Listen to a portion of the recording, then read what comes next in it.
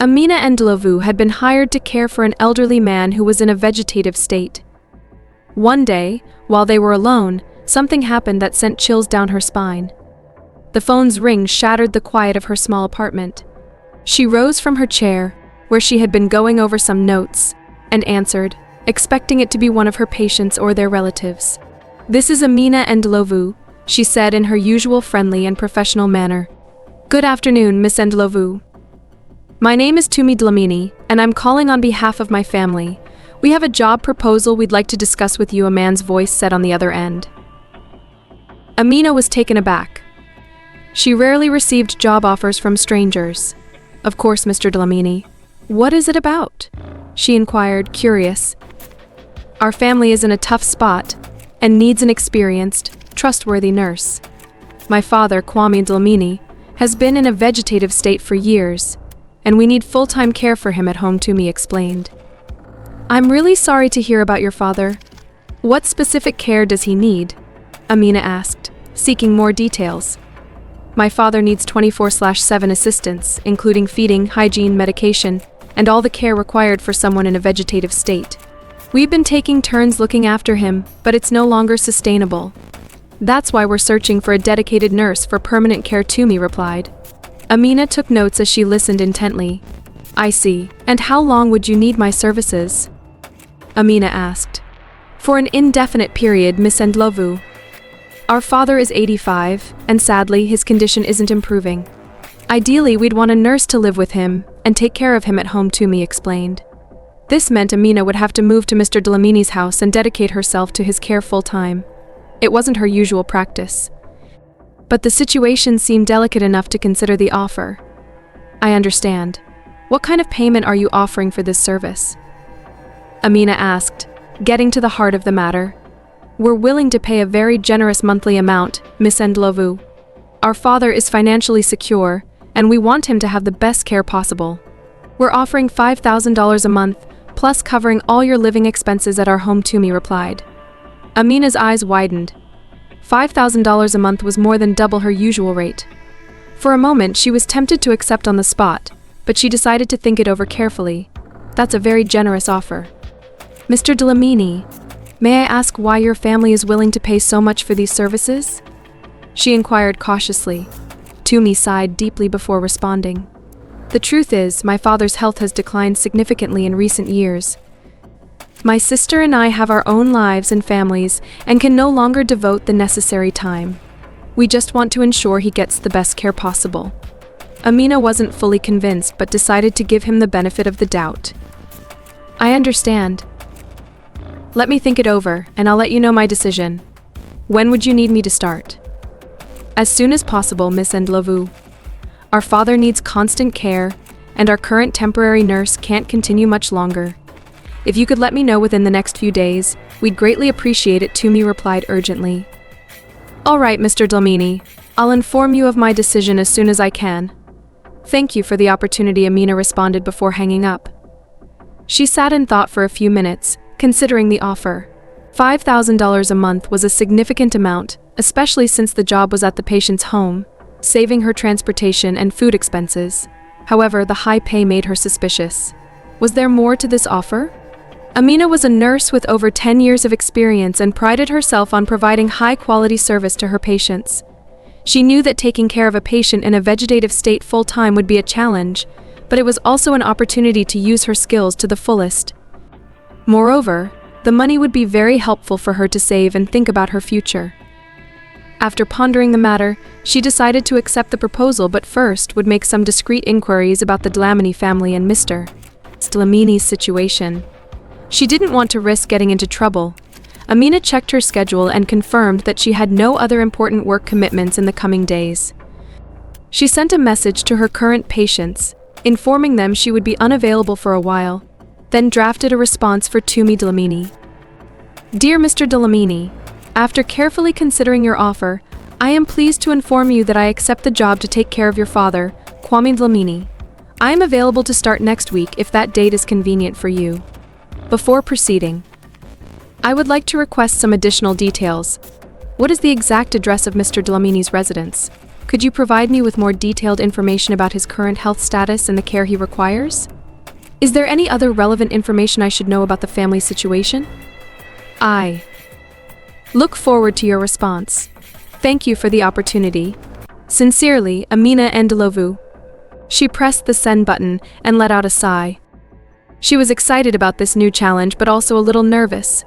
She knew she had to keep her eyes wide open and not be dazzled by the generous salary.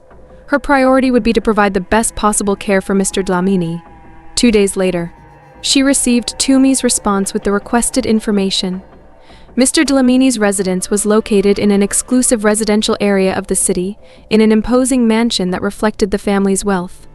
The medical details indicated that the elderly man had suffered a severe stroke 5 years ago, leaving him in a vegetative state.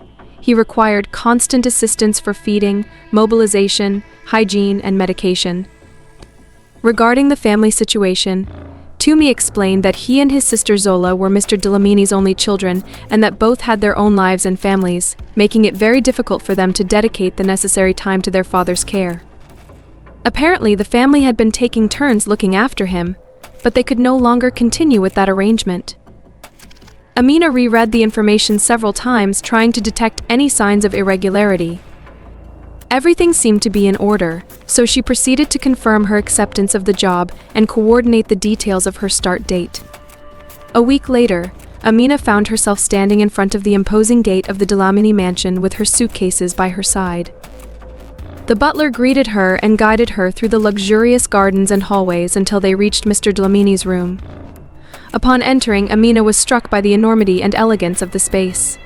Mr. Dlamini's bed occupied the center of the room, surrounded by medical equipment and monitors. Next to the bed, a comfortable armchair and a small table indicated that someone spent long hours by his side. "Welcome, Miss Endelovu. Mr. Dlamini is waiting for you," said the butler, indicating she approached the bed. Amina cautiously approached, carefully observing the elderly man lying there. His face looked frail and emaciated, but he still maintained an air of distinction and elegance typical of a man of his position. He seemed to be sleeping deeply, connected to several tubes and cables monitoring his vital signs. "Good afternoon, Mr. Dlamini. I am Amina Endelovu, the nurse who will be taking care of you from now on," she said softly, approaching him. To her surprise, the elderly man's eyes slowly opened and looked at her with unexpected lucidity. Amina was paralyzed, not knowing how to react. Mr. Dlamini observed her in silence for a few seconds and then gave a weak smile. "Welcome, Amina," he said in a hoarse, broken voice. "I have been waiting for you." "How is it possible that you," Amina began to ask, but Mr. Dlamini interrupted her. "Shh, calm down. We have a lot to talk about, but first, let me thank you for accepting this job," said the elderly man with a warm look. Amina nodded, not quite sure how to proceed. "Well, it is a pleasure to meet you, Mr. Dlamini. Let me introduce myself properly.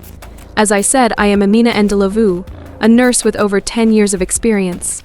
I will be in charge of your care 24 hours a day, and I will do my best to provide you with the best attention. I know, Amina. I know you are an excellent professional, and you will be able to help me," responded Mr. Dlamini, his voice barely audible. Amina frowned, increasingly confused. "Forgive my question, Mr. Dlamini, but how is it possible that you are so lucid? According to the information I received, you were in a vegetative state." Mr. Dlamini sighed, his expression turning more serious. "That is precisely the reason I have brought you here, Amina. I need your help." Amina moved closer to the bed, her curiosity growing. "What is happening, Mr. Dlamini? Is there something I can do for you?" "Yes, Amina. There is something very important you need to know," said the elderly man, his voice filled with concern. "My children, Tumi and Zola, they want to get rid of me." Amina's eyes widened, shocked by the revelation. "What? How is that possible?" Mr. Dlamini nodded sadly. "It is true, Amina. My children have been planning how to eliminate me to inherit my fortune. That is why they hired you to take care of me, to give them the opportunity to carry out their plan." Amina felt her heart race. Everything was starting to make sense now. The generous salary offered, Tumi's insistence that she start as soon as possible. It was clear that the Dlamini family had something very shady going on. "My God, Mr. Dlamini, this is terrible. How is it that you are so lucid and in your condition? Amina asked, still incredulous. It is a long story, Amina. Let me explain, responded the elderly man, making an effort to speak. A few months ago, I woke up from my vegetative state. The doctors couldn't explain it, but suddenly I was able to become aware of what was happening around me. Since then, I have been pretending to be in a coma, waiting for my family to trust that I would never wake up. Amina listened attentively, unable to believe what she was hearing. And why haven't you told your children anything? Why have you been pretending all this time? Because I feared for my life, Amina said, Mr. Dlamini with a hint of sadness in his voice. Since I woke up, I have witnessed the plans that Tumi and Zola have been plotting to get rid of me. They think I am still a vegetable and want to take advantage of that situation to murder me and inherit my fortune. Amina felt breathless. All of this seemed like something out of a suspense movie. My God, this is terrible. What are we going to do, Mr. Dlamini? The elderly man looked at her with determination. That is why I have brought you here, Amina. I need your help to stop my children and expose their plan. You are the only person I can trust. Amina was speechless, overwhelmed by the magnitude of the situation. She had never imagined that her new job as a nurse would involve something so dangerous and disturbing. However, something in Mr. Dlamini's pleading look deeply moved her. In the following days, Amina immersed herself fully in her new role as Mr. Dlamini's personal nurse. From the moment she accepted the job, she knew she would face a great challenge, but she never imagined the situation would be so delicate and dangerous. Every morning, Amina got up early and headed to the imposing Dlamini mansion. Once there, she diligently and professionally attended to Mr. Dlamini, providing him with the care he needed. She fed him, mobilized him, administered his medications, and ensured his hygiene and comfort. Despite his apparent vegetative state, Mr. Dlamini remained lucid and alert in Amina's presence. They spoke in low voices, sharing information and coordinating the next steps to expose his children's sinister plan. My children usually visit me twice a week, usually on Wednesdays and Sundays, Mr. Dlamini explained to Amina during one of their intimate conversations. It is crucial that during those visits, you pretend I am still in a vegetative state. We cannot raise any suspicions. Amina nodded, understanding the gravity of the situation. I will do as you say, Mr. Dlamini. I will keep up appearances and do everything possible to protect you. The elderly man gave her a grateful look. Thank you, Amina. I know I can trust you. You are the only person I can trust right now.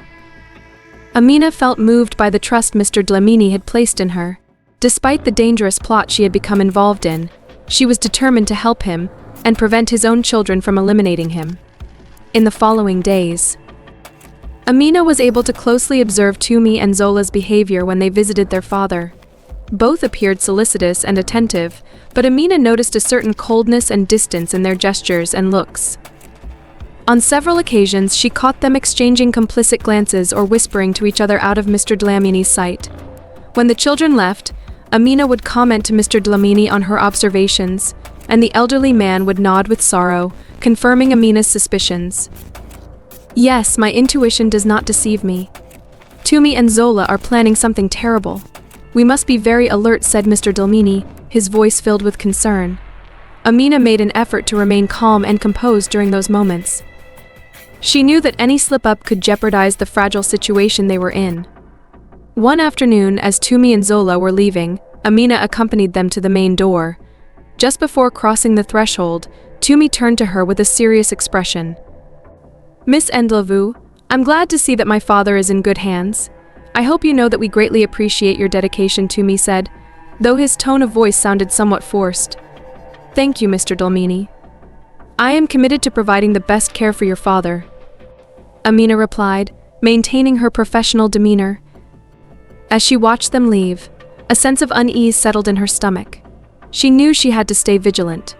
In the following days, Amina continued her routine of caring for Mr. Dlamini, always keeping an eye out for any suspicious activity. The tension in the mansion was palpable, and Amina knew that at any moment, the situation could escalate. Finally, the day arrived when Amina and Mr. Dlamini decided to act. They had gathered enough evidence to expose Tumi and Zola's malicious intentions. They knew it would be risky, but they were determined to put an end to the nightmare. Tumi and Zola arrived for their usual visit, and Amina received them with her customary kindness and professionalism.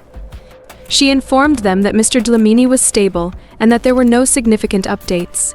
Then, she discreetly withdrew, leaving the siblings alone with their father. Once Tumi and Zola were alone with Mr. Dlamini, he slowly opened his eyes and looked at them with a cold expression. "Hello, my children," he said in a hoarse but firm voice. Tumi and Zola froze, unable to believe what they were seeing. "Father, how is this possible?" Tumi stammered, astonished.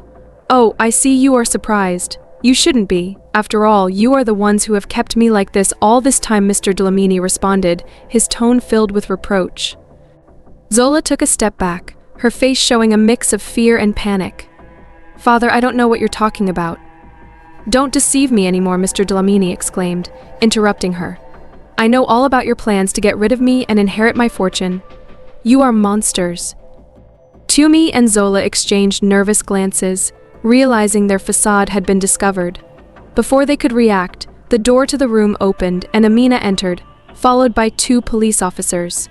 "What is the meaning of this?" Tumi shouted, turning to Amina in fury. "Mr. and Miss Dlamini, you are under arrest for attempted murder and fraud," announced one of the officers, approaching them with handcuffs in hand. Zola let out a stifled scream, her eyes wide with shock. "You can't do this. We demand a lawyer." Zola protested, her voice filled with panic. "It's too late for that." Zola, Mr. Dlamini intervened, his voice laden with disappointment.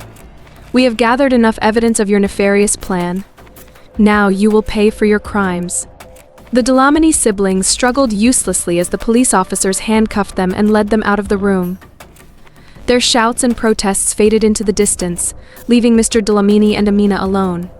Amina approached the bed, placing a reassuring hand on the elderly man's arm. "How do you feel, Mr. Dlamini?"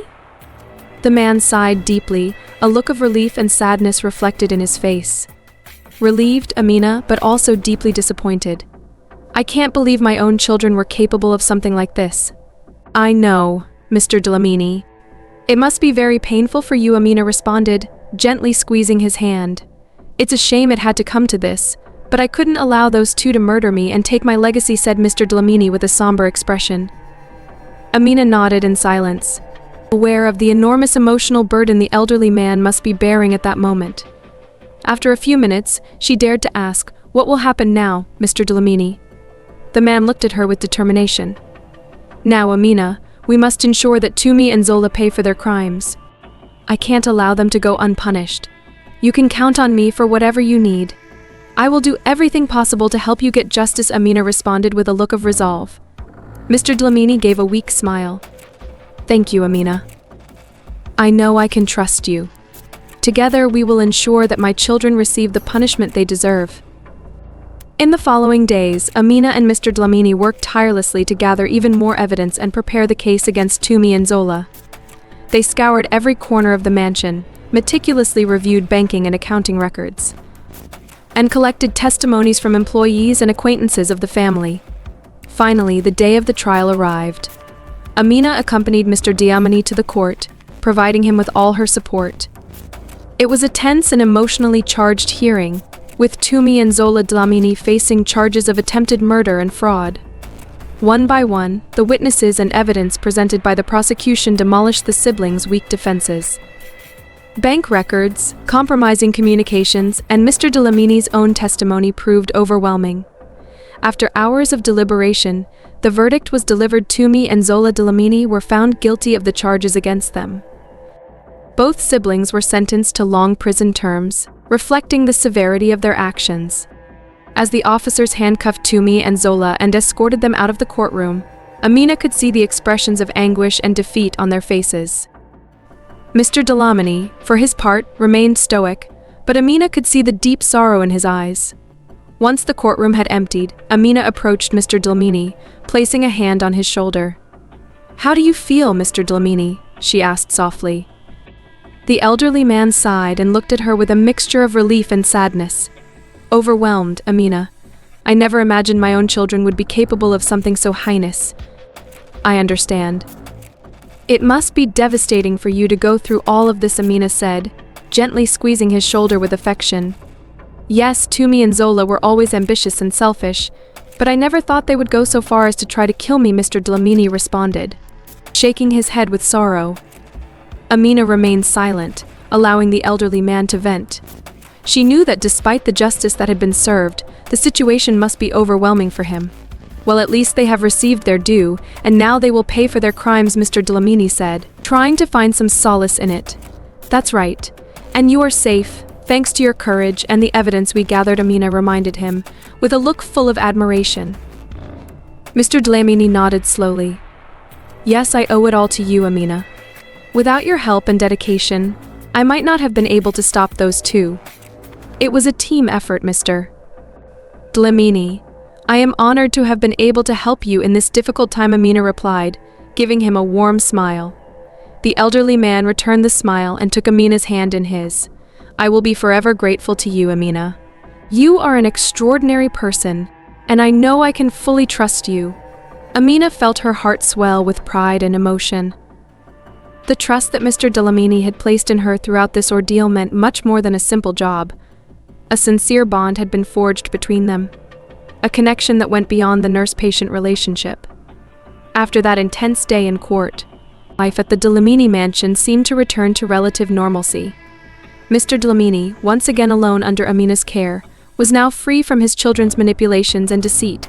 However, the tranquility did not last long. One night, while Amina was reviewing some records in the library, she heard a faint sound coming from Mr. Dlamini's room. Alarmed, she hurried to investigate.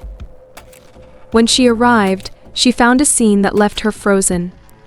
Mr. Dlamini was semi-upright in bed, gasping, with a look of panic on his face. Above him, holding a pillow tightly, was a familiar figure, Zola. What are you doing? Amina exclaimed, quickly approaching. Startled by the interruption, Zola dropped the pillow and stepped back. Amina, I was just checking on my father, she stammered with a guilty expression. Mr. Dlamini coughed with difficulty, casting a pleading look at Amina. Help me, please. Without hesitation, Amina placed herself between Zola and Mr. Dlamini, facing the woman firmly. Step away from him, Miss Dlamini. I know exactly what you were trying to do.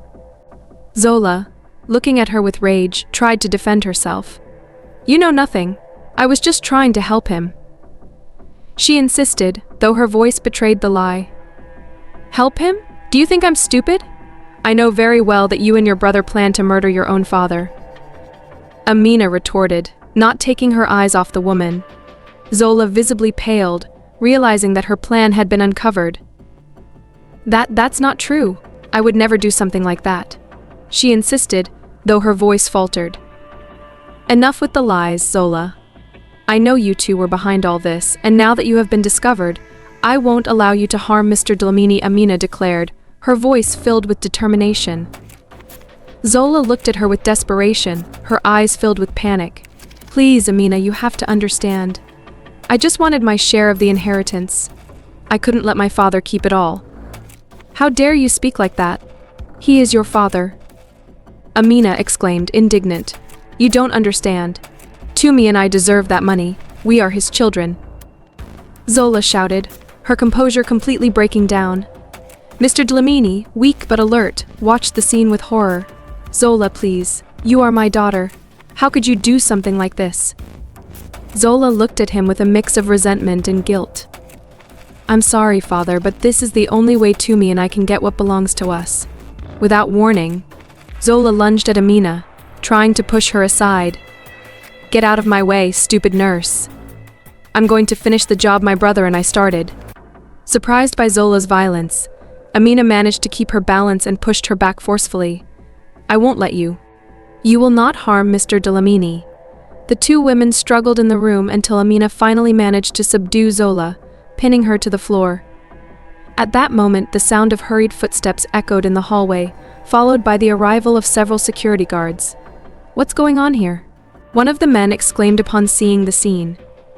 Stop her. Zola Dlamini just tried to murder her father. Amina shouted, not letting go of the woman. The guards reacted immediately, handcuffing Zola and dragging her out of the room by force.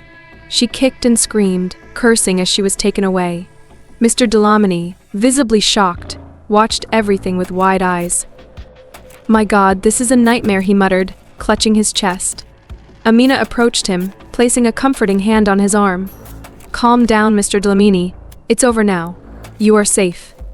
The elderly man looked at her with a deep expression of gratitude. "Amina, I don't know what would have happened to me if you hadn't been here. That woman is my own daughter, I know, Mr. Delamini, but you're not to blame for what they have done." "They are heartless monsters," Amina said gently, squeezing his hand. Mr. Delamini sighed with sorrow. "I never thought they would go this far. Tumi and Zola were always ambitious, but this, God, this surpasses everything imaginable. Don't blame yourself, Mr. Delamini. You are not responsible for your children's despicable actions." Amina consoled him with a calm voice. The elderly man nodded weakly, letting out a trembling sigh. "You're right, Amina, but it still hurts. It hurts to know that my own children wanted to murder me." Amina looked at him with deep empathy. "I understand. It must be an enormous burden to carry that pain, but I want you to know that you are not alone. I am here to support you, Mr. Delamini." Mr. Delamini gave her a weak smile. "Thank you, Amina. I don't know what I would do without you." After that terrifying incident, security at the Delamini mansion was drastically reinforced. Mr. Delamini, still shaken by his daughter's attempted murder, remained under constant surveillance, with Amina watching over him day and night. Tumi, for his part, was also arrested and imprisoned alongside his sister. Both faced charges of attempted murder and fraud, and the prospect of spending years in prison seemed to have wiped out any trace of arrogance or confidence they might have had. In the following weeks, Amina remained by Mr. Delamini's side, providing him with all her support and affection. The elderly man, although still recovering from the trauma, seemed to find a certain peace and serenity in the nurse's company. One night, while they were dining together in Mr. Delamini's room, the man broke the silence. "Amina, can I ask you a question?" he said, looking at her with a serious expression. "Of course, Mr. Delamini. You can ask me anything," she replied, placing her fork on her plate. Mr. Delamini sighed and adjusted himself a bit in bed. "After everything that has happened, I wonder why you accepted this job." "I mean, knowing how dangerous it could be." Amina looked at him with a warm smile. "Well, I must admit that at first I was intrigued by the generous job offer. But then, when you revealed the truth about your children, I knew I couldn't let you face that terrible situation alone. I understand, but even so, you risked your own safety by getting involved. Why did you do it, Mr. Delamini insisted, his genuine curiosity clear. Amina observed him in silence for a few moments, searching for the right words. "I suppose that deep down, your situation moved me greatly, Mr. Delamini. You are a noble and kind person who didn't deserve to be treated that way by your own children." Mr. Delamini nodded slowly. "I understand, but still, you have done much more than any normal nurse would have done. You even put your life in danger for me. Well, you have shown that you can trust me, and I have also learned to trust you." Amina responded, feeling a slight blush creep over her cheeks. Mr. Delamini looked at her with a mix of gratitude and tenderness. "You are an exceptional woman, Amina. I don't know how I will ever be able to thank you for everything you have done for me." "You don't have to thank me for anything, Mr. Delamini. I know you would have done the same for me," she said, taking his hand gently. The elderly man gave her a warm smile and squeezed her hand lightly. "You are a true friend, Amina, and I will be forever grateful for that." From that moment on, the relationship between Amina and Mr. Delamini grew even stronger. They spent long hours talking, sharing stories, and forging a bond that went beyond the simple nurse-patient relationship. Mr. Delamini, increasingly recovered from the trauma, seemed to have found a new motivation to live, and Amina, for her part, felt deeply honored and committed to his well-being. Together, they closely monitored the legal proceedings related to Tumi and Zola's case. Both siblings had been sentenced to long prison terms, which brought them some peace. However, Amina knew that Mr. Delamini still carried the emotional weight of everything that had happened. One afternoon, while walking through the beautiful gardens of the mansion, Mr. Delamini stopped and looked at Amina seriously. "Amina, there is something I would like to talk to you about," he said, with a grave expression. "Of course, Mr. Delamini. What's on your mind?" she replied, giving him her full attention. The elderly man sighed and looked at her with determination. After everything we have been through, I have realized that my time in this world is not much longer, and I want to make sure my legacy is in good hands. Amina looked at him, surprised by his words. What do you mean, Mr. Dlamini? I mean my fortune and everything I have built over my life. Tumi and Zola have proven themselves unworthy of inheriting it, and I would like you to have it, Mr. Dlamini explained, with sorrow in his voice. Mr. Dlamini's words resonated in Amina's mind, leaving her completely bewildered. Had she heard correctly? Was the elderly man really offering her his fortune? Mr. Dlamini, I don't know what to say. This is too much, Amina stammered, unable to believe what was happening. The elderly man looked at her with a serene expression. I know, Amina. I know it is an unexpected proposal, but after everything you have done for me, I feel there is no one else I can trust with my legacy. Amina shook her head, still stunned. But why me? I'm just your nurse, someone who came into your life by chance. Mr. Dlamini smiled softly. Precisely because of that, Amina. You are not like Tumi and Zola, who only sought to benefit at my expense. You have shown that you have a kind and sincere heart. The nurse looked at him with a mix of emotion and skepticism. Even so, Mr. Dlamini, I can't accept something like this. It's too much. Please, Amina, let me do this. I want to make sure my fortune is used for good, and I know that with you, it will be in good hands, the elderly man insisted, gently taking her hands. Amina remained silent, trying to process everything that was happening. On one hand, the idea of inheriting Mr. Dlamini's enormous wealth seemed inconceivable, but on the other, the trust and affection the elderly man had shown her deeply moved her. Finally, she let out a sigh and looked at Mr. Dlamini with determination. Mr. Dlamini, I deeply appreciate your trust in me, but I can't accept this legacy. It wouldn't be right. The elderly man looked at her with surprise. Why not, Amina? Because you deserve to enjoy your fortune. I am just your nurse, and accepting something like this would be taking advantage of the situation, Amina explained, gently squeezing his hands. Mr. Dlamini looked at her with a mix of frustration and pride. Amina, you are an extraordinary woman, but you must understand that for me.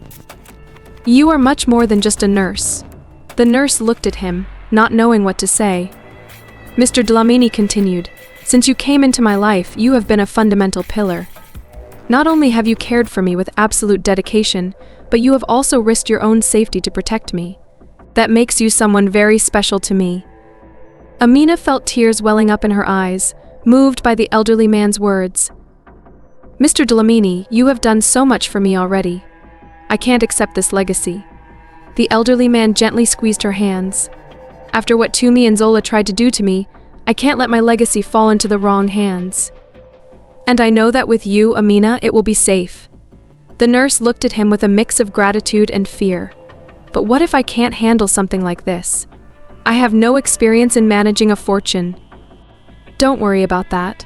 I have trusted people who will guide and advise you in everything necessary, Mr. Dlamini assured her with a reassuring smile. Amina remained silent, overwhelmed by the offer. She knew that rejecting something like this could hurt Mr. Dlamini's feelings, but at the same time, the idea of becoming the heir to all his wealth seemed too much. Finally, she sighed and looked at the elderly man with resolution. Mr. Dlamini, I deeply appreciate your trust in me, but I can't accept being the heir to your fortune. The elderly man looked at her with surprise and disappointment. Why not, Amina? I thought you would understand how important it is for me to ensure my legacy is in good hands. I understand, Mr. Dlamini, but I don't feel comfortable accepting something like this. You deserve to enjoy your wealth and use it as you see fit. Amina explained, gently squeezing his hands. The elderly man looked at her with a conflicted expression. Amina, please. I need to know that my fortune won't fall into the hands of people like Tumi and Zola. You are the only one I fully trust. The nurse sighed, searching for the right words. I understand your concern, Mr. Dlamini, but I can't accept something so significant. It wouldn't be right. The elderly man looked at her with frustration. Don't you see how important you are to me, Amina? You have risked everything to protect me. You are the only person I can trust." Amina looked at him with tenderness, moved by the sincerity of his words. "Mr. Dlamini, you are also very important to me, but I can't accept this legacy. It wouldn't be fair to you." The elderly man remained silent for a few moments, his gaze reflecting a mix of emotions. Finally, he let out a resigned sigh. "I understand, Amina. I respect your decision, even though it hurts me. I know you are a woman of integrity and with a big heart. I deeply appreciate your trust, Mr. Dlamini, but I can't accept something like this. You deserve to enjoy your wealth and the years you have left." Amina responded with a look full of affection. Mr. Dlamini nodded slowly, though his expression remained somewhat pensive. "Very well, Amina. I respect your decision, but I want you to know that, in one way or another, I want to ensure your future is secure." The nurse looked at him with surprise. "What do you mean, Mr. Dlamini?" "I mean that even if you can't accept my inheritance, I will make sure you have a good reward for everything you have done for me," the elderly man explained, showing a small smile. Amina shook her head, ready to protest. "Mr. Dlamini, it's not necessary. Everything I have done has been because you deserve it, not for a reward." "I know, Amina. And that is precisely why I want to do this," Mr. Dlamini insisted, with a determined look. "After everything you have sacrificed for me, you deserve to have a peaceful and secure life." The nurse looked at him with a mix of gratitude and concern. "Mr. Dlamini, you don't have to do anything. You have already done so much for me. Please, Amina, let me do this. It is the least I can do to thank you," the elderly man said, with a plea in his eyes. Amina remained silent for a few moments, knowing it was useless to try to dissuade Mr. Dlamini. Finally, she nodded gently. "Very well, Mr. Dlamini. I accept your offer," she replied with a resigned smile. The elderly man smiled with satisfaction and gently squeezed Amina's hands. "I'm glad, Amina. I know you will make good use of what I offer you." From that moment on, Mr. Dlamini and Amina set about planning and securing the nurse's future. Although Amina still felt uncomfortable with the generous amount of money she would receive, she couldn't help but feel a deep gratitude toward the man who had entrusted her with his legacy. As the days went by, Mr. Dlamini seemed to grow more calm and peaceful.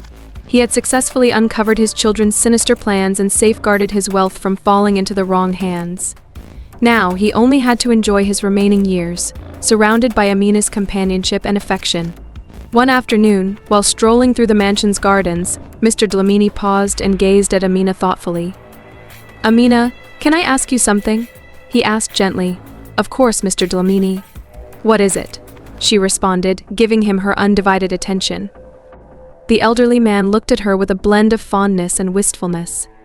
"Have you ever thought about your future? About what you will do once I'm no longer here?" Amina stared at him in surprise, unsure of how to reply. "Well, honestly, I haven't given it much thought. My main concern has been staying here and taking care of you." Mr. Dlamini nodded slowly. "I understand, but now that you've secured my legacy, have you thought about rebuilding your life?"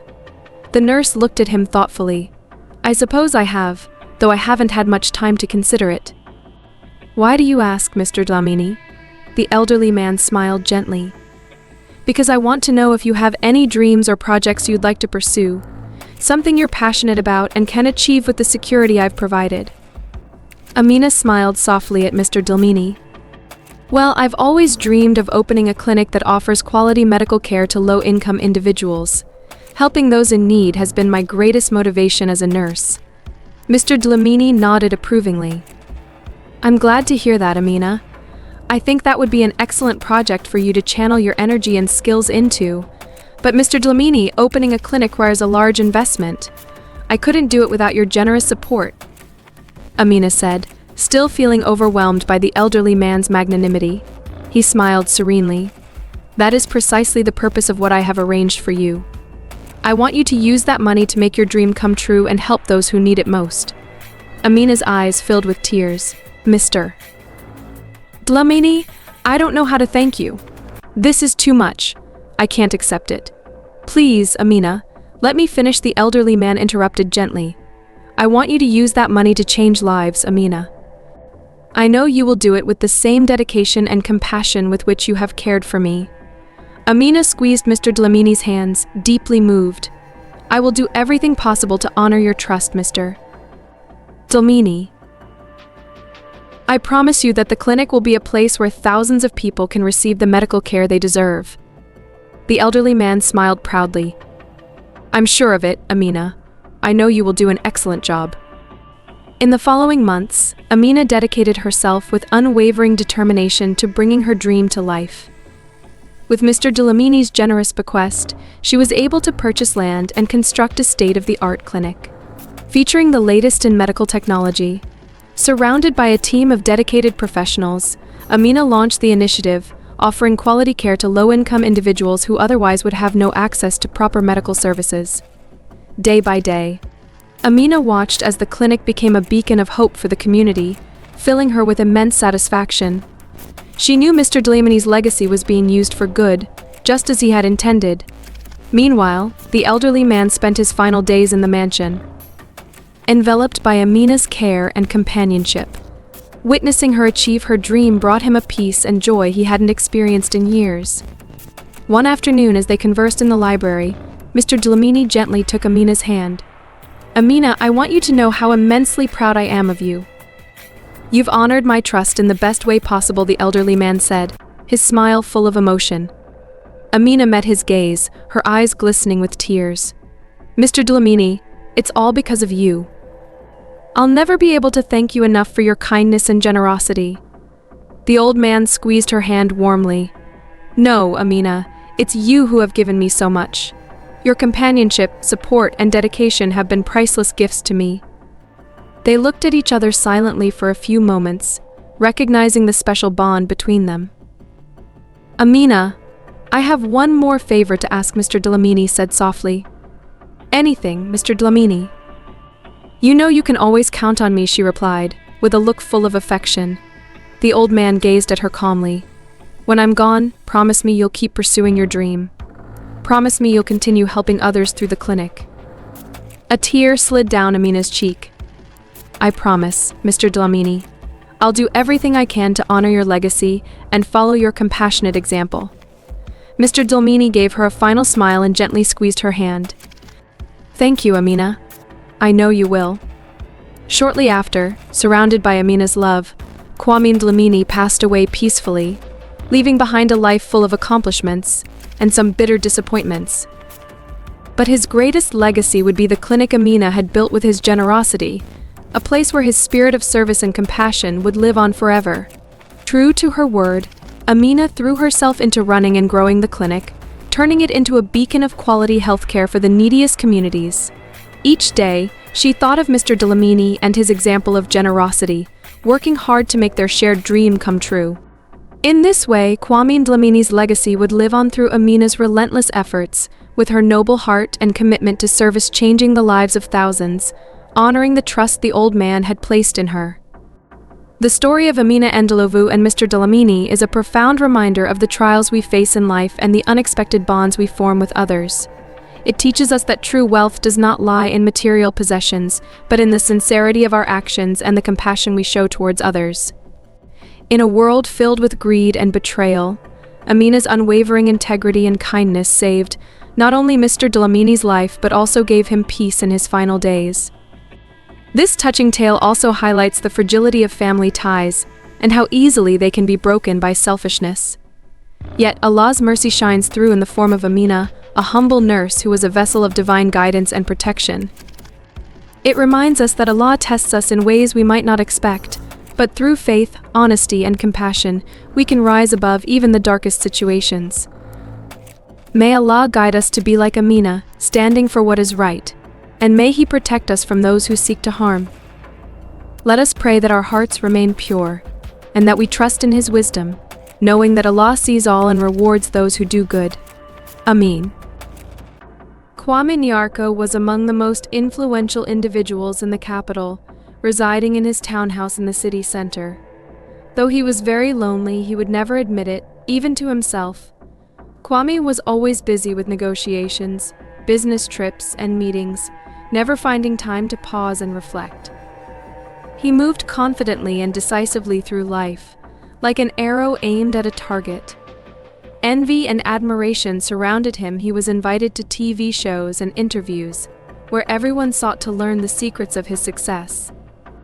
Kwame willingly shared his time management and business strategies, yet no one could truly get close to him or rise as high as the 45-year-old bachelor millionaire. A minor inconvenience arose when Kwame returned from Switzerland and stopped by his home to change.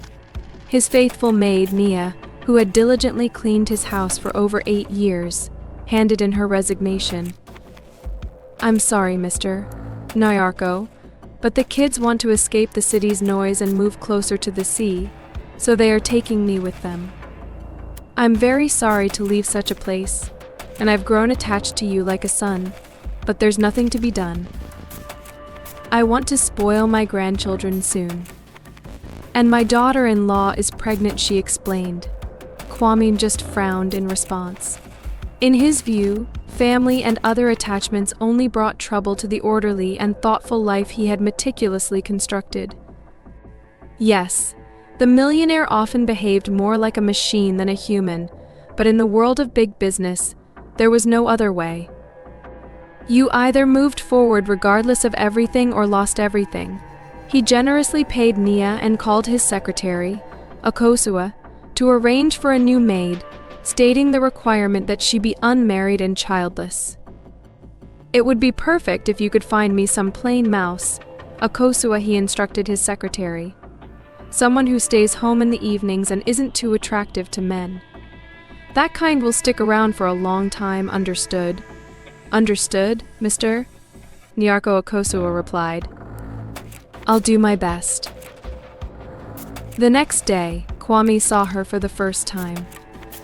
She looked very modest, wearing a gray, slightly worn sweater, a black skirt below the knees, and her chestnut hair tied back in a simple ponytail.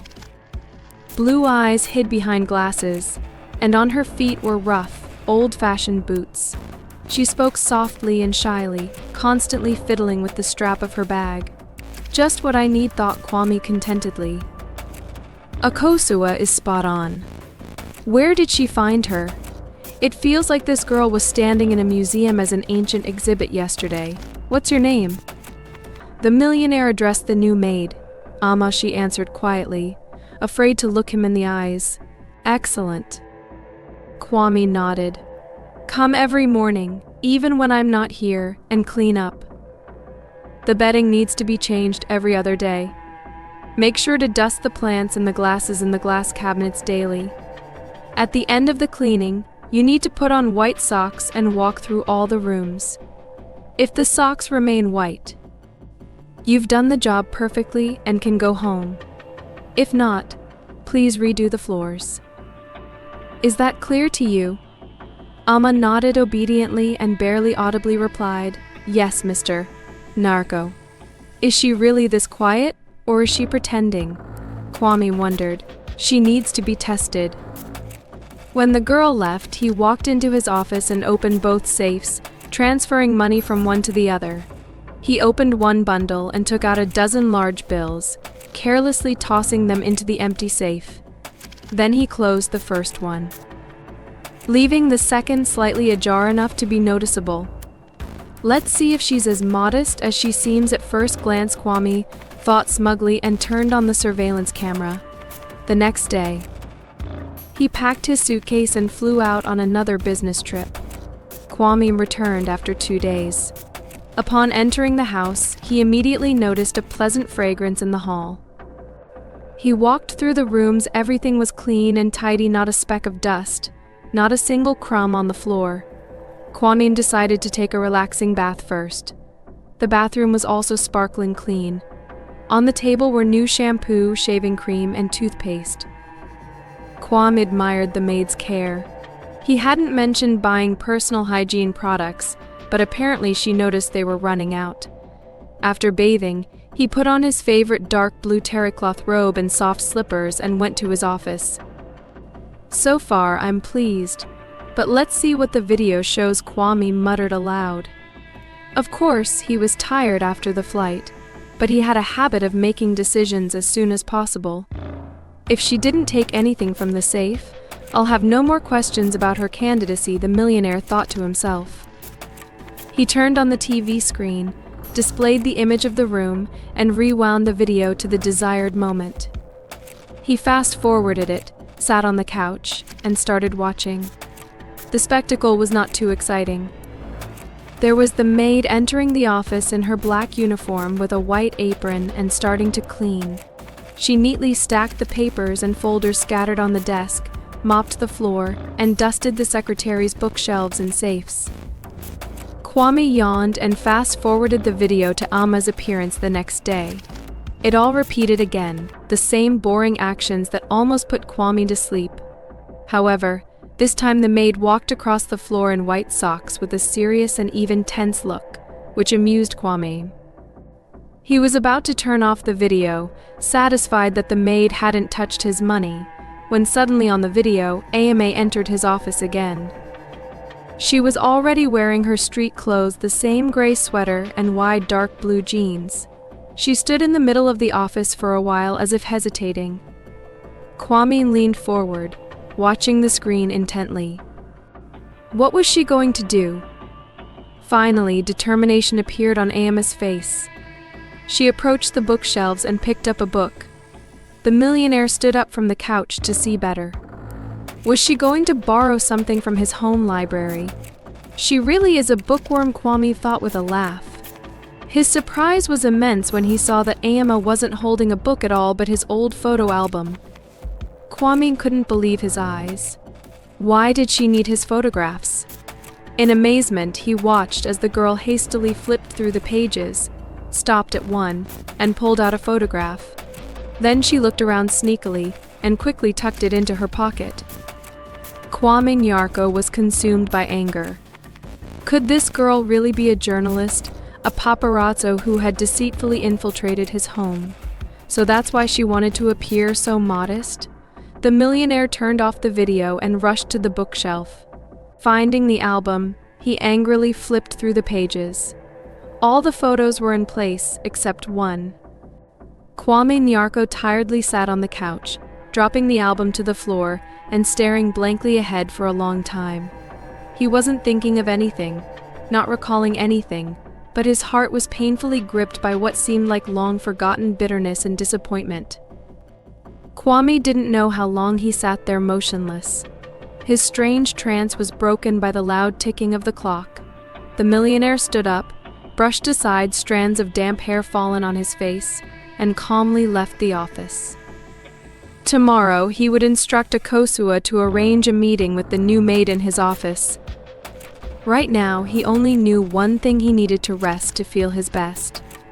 The next day, he had a difficult conversation ahead.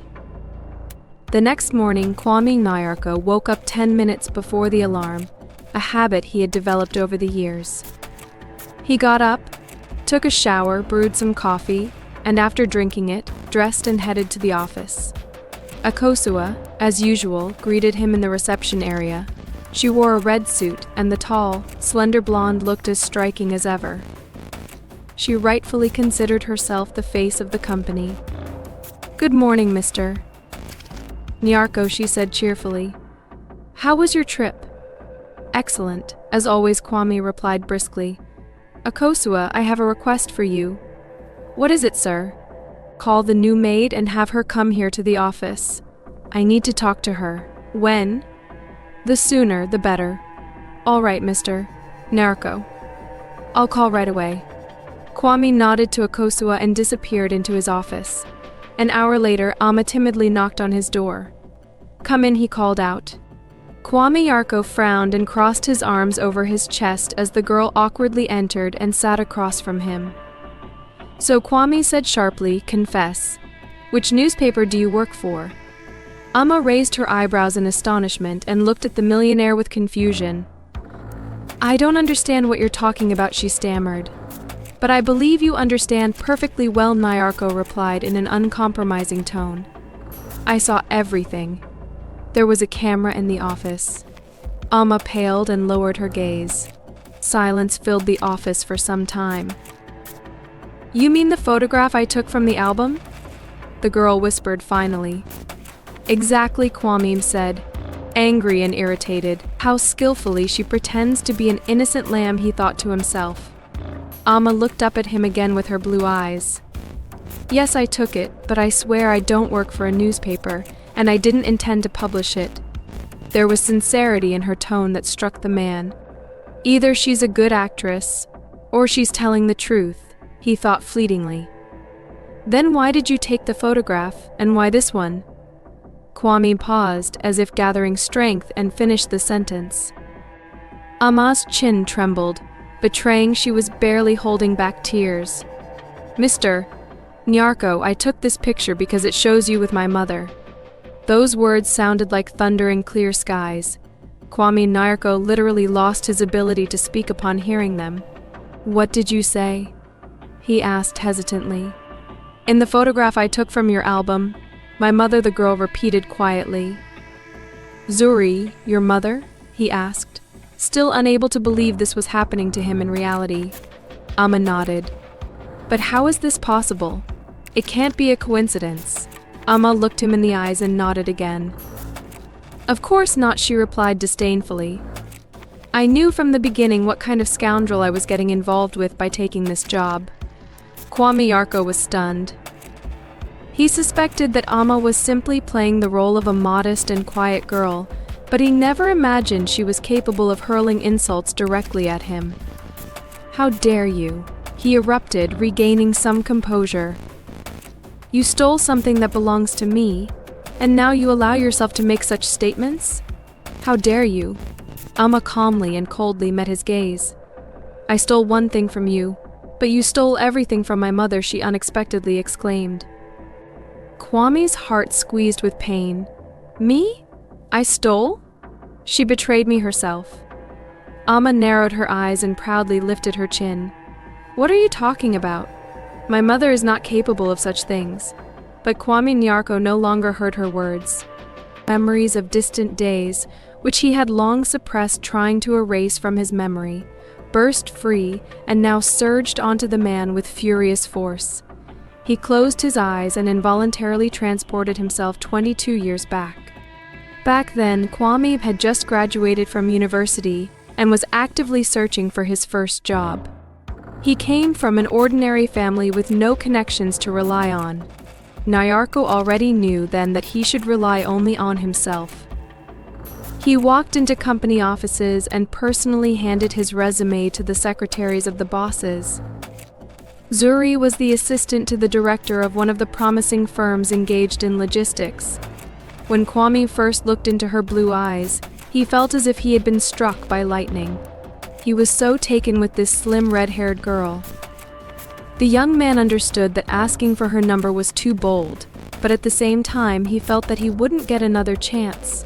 So, blushing and stuttering, he dared to suggest meeting her for lunch. Zuri, with a condescending look, glanced at his worn-out suit but agreed. They met the next day, and Kwame took Zuri to a restaurant that was clearly beyond his means. However, he felt that she deserved to dine only there, so he decisively spent his last money on fine wine and expensive dishes. Zuri was impressed. It seemed she had never been to such places before, just like Kwame himself. Later, they laughed a lot, remembering the pompous rich people at neighboring tables. The first date was followed by the second, third, and fourth. Kwame and Zuri enjoyed each other's company. They had plenty to talk about, and they were surprised to find that they often understood each other with just a half word. Gradually, the young man realized that he couldn't imagine his life without Zuri and decided to introduce her to his parents. Kwame was very nervous, but his anxiety turned out to be groundless.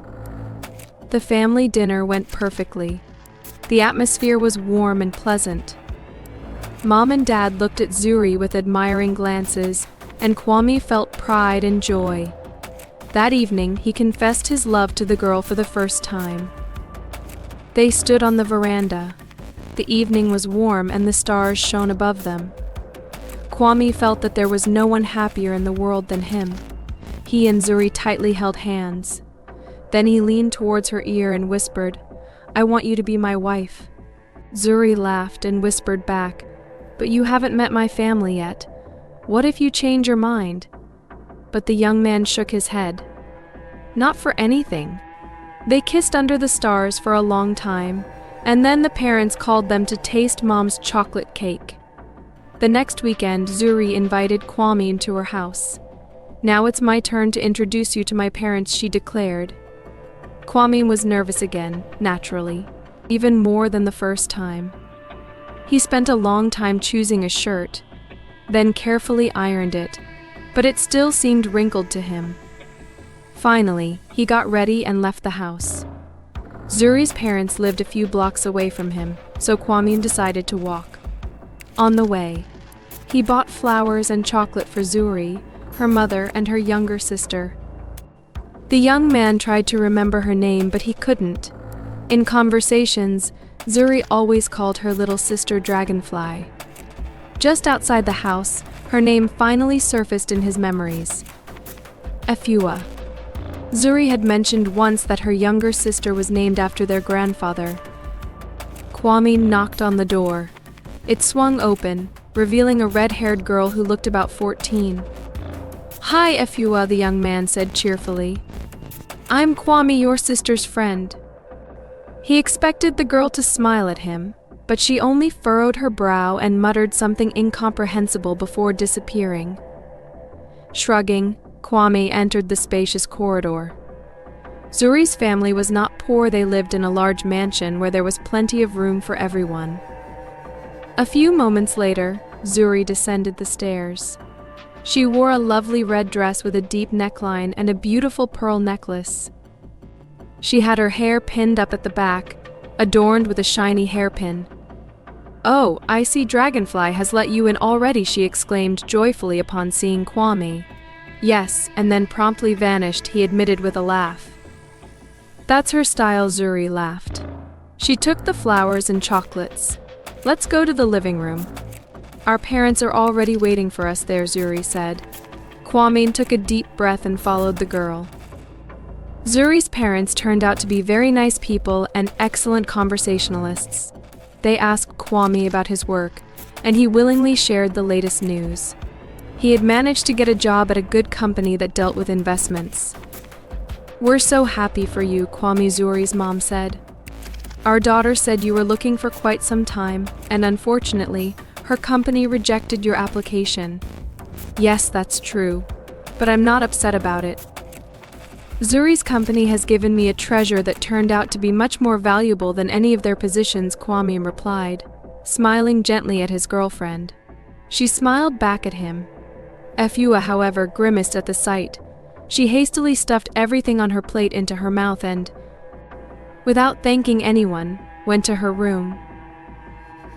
"Efua clearly doesn't like me," Kwame whispered to Zuri. She just waved her hand in response. "Don't pay attention to her, darling. She's always like that."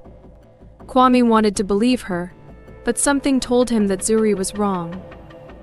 Apart from Efua's provocative behavior, the evening was a great success. When Kwame kissed Zuri goodbye and left the house, he felt great.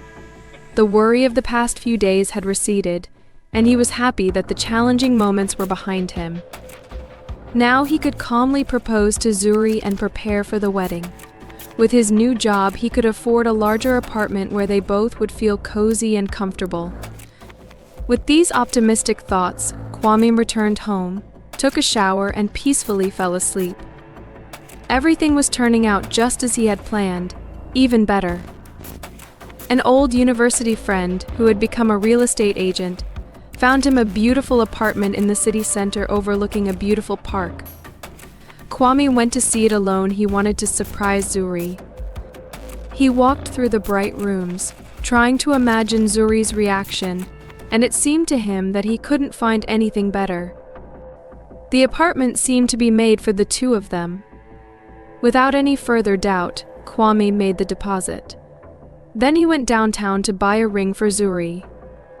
He pondered over options for a long time until he settled on a delicate and elegant ring adorned with a pale blue topaz, just like the color of her eyes, he thought. He bought the ring on credit, intending to pay for it with his next paycheck. Now it was just left to propose to Zuri. Kwame carefully considered the details for a long time. He wanted everything to be very beautiful and romantic. While walking through the center, he noticed a small but cozy restaurant where a violinist was playing. He entered and ordered a cup of coffee. The waiter brought Kwame his order, and the young man sat for a long time, listening to the musician. Dreams took him somewhere far away. He imagined walking through life hand in hand with Zuri, and how she would become his only destiny. They would have children, then grandchildren, and they would spend their old age in a little house by the lake somewhere outside the city. Kwame even shed a tear. He envisioned it all so vividly. Then he got up, paid for the coffee, and firmly decided to return here with Zuri and propose to her to the beautiful sounds of the violin. It happened the following week, and everything went perfectly. Zuri suspected nothing. She was more beautiful than ever. Her pink dress accentuated her fragility and tenderness. She curled and let her hair loose, and they cascaded in beautiful waves down her shoulders and back. Kwame felt like everyone around was only looking at Zuri, and he felt proud that this girl would soon be his wife. Kwame felt like the luckiest and happiest person on earth. He was beside a beautiful woman, and things at work were going better than ever. It was like a fairy tale. When the violinist played one of the most poignant and tender melodies, Kwame got down on one knee and proposed to Zuri. She couldn't hold back her tears. Everyone around applauded. "Will you marry me?" Kwame asked Zuri, looking at her with eyes shining with anticipation of happiness. "Yes," the girl replied, elated. "Yes, I will." The guests applauded the beautiful couple once again. Kwame lifted Zuri up and twirled her around to the beautiful sounds of the violin. When they sat down at the table, a gray-haired man with long mustaches approached them. He wore an old-fashioned checkered jacket and trousers with pleats. "You're a very beautiful couple, and I'm a retired photographer," he said softly. "It sounds strange, but it happens. I got so tired of photographing endless and monotonous weddings that 5 years ago I swore I wouldn't take another photo, but you've inspired me. There's so much love emanating from you. So allow me to take just one photo." Zuri smiled and nodded. Kwame sat next to her and hugged his beloved, and the man took their picture. A couple of days later, he sent a copy of the photo to Nyarko's office. Kwame carefully tucked it into his planner to show Zuri later. The wedding was scheduled for the end of April. There was just over a month left to prepare. However, life intervened in the lovers' perfect plans. One morning, Kwame came to work and saw a note from his boss asking him to come to his office. Surprised and somewhat nervous, Nyarko immediately went to the chief's office. On the way, he pondered why the boss needed to see him. He really hoped he wouldn't be fired for some unknown reason. After all, the wedding was just around the corner, and moving to a new apartment, losing his job now would be unthinkable. However, Kwame's fears were unfounded. He immediately noticed that the boss was in a good mood. He greeted him warmly with a friendly smile. "I have news for you," Nyarko said, the boss, "and I hope you'll be as pleased with it as I am." Kwame smiled. "I certainly hope so too." The boss gestured to the chair opposite him, and the young man sat down. "The thing is," continued the boss, "we're opening our first overseas branch." "Oh, congratulations," Kwame said sincerely. "I wonder what I have to do with this," he thought to himself. "And you have a direct role to play in this," said the boss, as if reading his thoughts. "Me?" Nyarko was surprised. "You excelled at university. Your diploma speaks for itself. You have excellent reviews from your professors. You've also proven yourself to be a young but very promising specialist here. We need people like you. That's why I've decided to appoint you as the manager of the branch that is about to open in." He didn't manage to finish his sentence because the agitated Kwame interrupted him. "I'm very flattered, sir, but does this mean I'll have to relocate?" The boss raised an eyebrow. Is that a problem for you? Kwame hesitated for a few minutes before responding. The thing is, sir, I'm getting married soon. How soon? The boss asked, scrutinizing the young man. In a month. The boss cleared his throat and adjusted the already perfectly arranged papers on the table. I'm sorry, Kwame, but this is a very important step for the company. I didn't just choose you randomly. I believe you have a great future ahead. If you lead our branch, you'll be on a path that many aspire to, but not everyone gets such a chance. Consider yourself very lucky. Kwame nervously adjusted his tie as if it were choking him. But what about the wedding? Invitations have already been sent out. Postpone it for a short while. You'll go settle in, then come back, have your wedding, and take your wife with you. It's simple. Kwame still had doubts. Tell me what's bothering you. The boss began to lose patience. Kwame looked him in the eye. I'm very worried that Zuri. What about Zuri? Can't she wait? The boss smirked sarcastically. Naruko nodded awkwardly. The boss stood up and began to pace nervously around the room. What kind of love is it if the girl can't wait a couple of months? And why do you need such a wife? Kwame understood that the boss's words were more than fair, but something inside him clenched at the thought of postponing the wedding and leaving Zuri here. Do you want to be handpicked? The boss continued. Your fate is at stake right now, not just yours, but your entire future family's. Doesn't she want to live decently and for your children not to need anything? Remember my words, you'll be a millionaire in no time. Do you want to miss such an opportunity? The boss's arguments sounded more than convincing, and Kwame reluctantly agreed. Back in his office, he could barely wait for the end of the workday. In the evening, he and Zuri agreed to have dinner together. He bought a bouquet of crimson roses and hurried to the restaurant, which was a few blocks away from the office. He arrived first. Zuri had written that she would be a little late. Kwame sat at the table and rehearsed the speech he was going to say to his beloved for the 100th time. He had never been so nervous before, and his heart ached. He didn't want to go anywhere. Finally, Zuri appeared. She was wearing a striking dark blue dress with an open neckline. A silver bracelet sparkled beautifully on her wrist. She had swept her hair to one side and wore long silver earrings. All the men turned to look at her as she walked to the table where Kwame was waiting for her. How can I leave her alone and go? He thought jealously as he rose. Sorry, dear. Got stuck in traffic, Zuri chirped, hugging him. He handed her the bouquet. So beautiful. Thank you, darling, the girl smiled. Kwame helped her sit, then sat himself and cleared his throat. He knew he was about to ruin Zuri's mood, but he couldn't hold it in any longer. I need to tell you something, he said, his voice trembling with nerves. Zuri instantly sensed his state, and the smile faded from her face. What happened? The girl asked, concerned. Kwame recounted the details of his conversation with his boss, carefully observing his beloved's reaction. Zuri paled but quickly composed herself. Of course, I'm upset that we'll have to postpone the wedding, but career prospects are very important for us. And our future. Your boss is right. Kwame couldn't believe his ears. He knew Zuri was sensible and rational, but he didn't expect her to accept this news so quickly and without much emotion. What if she doesn't love me at all? He briefly thought, but he quickly pushed away his doubts. Thank you, my love, he said.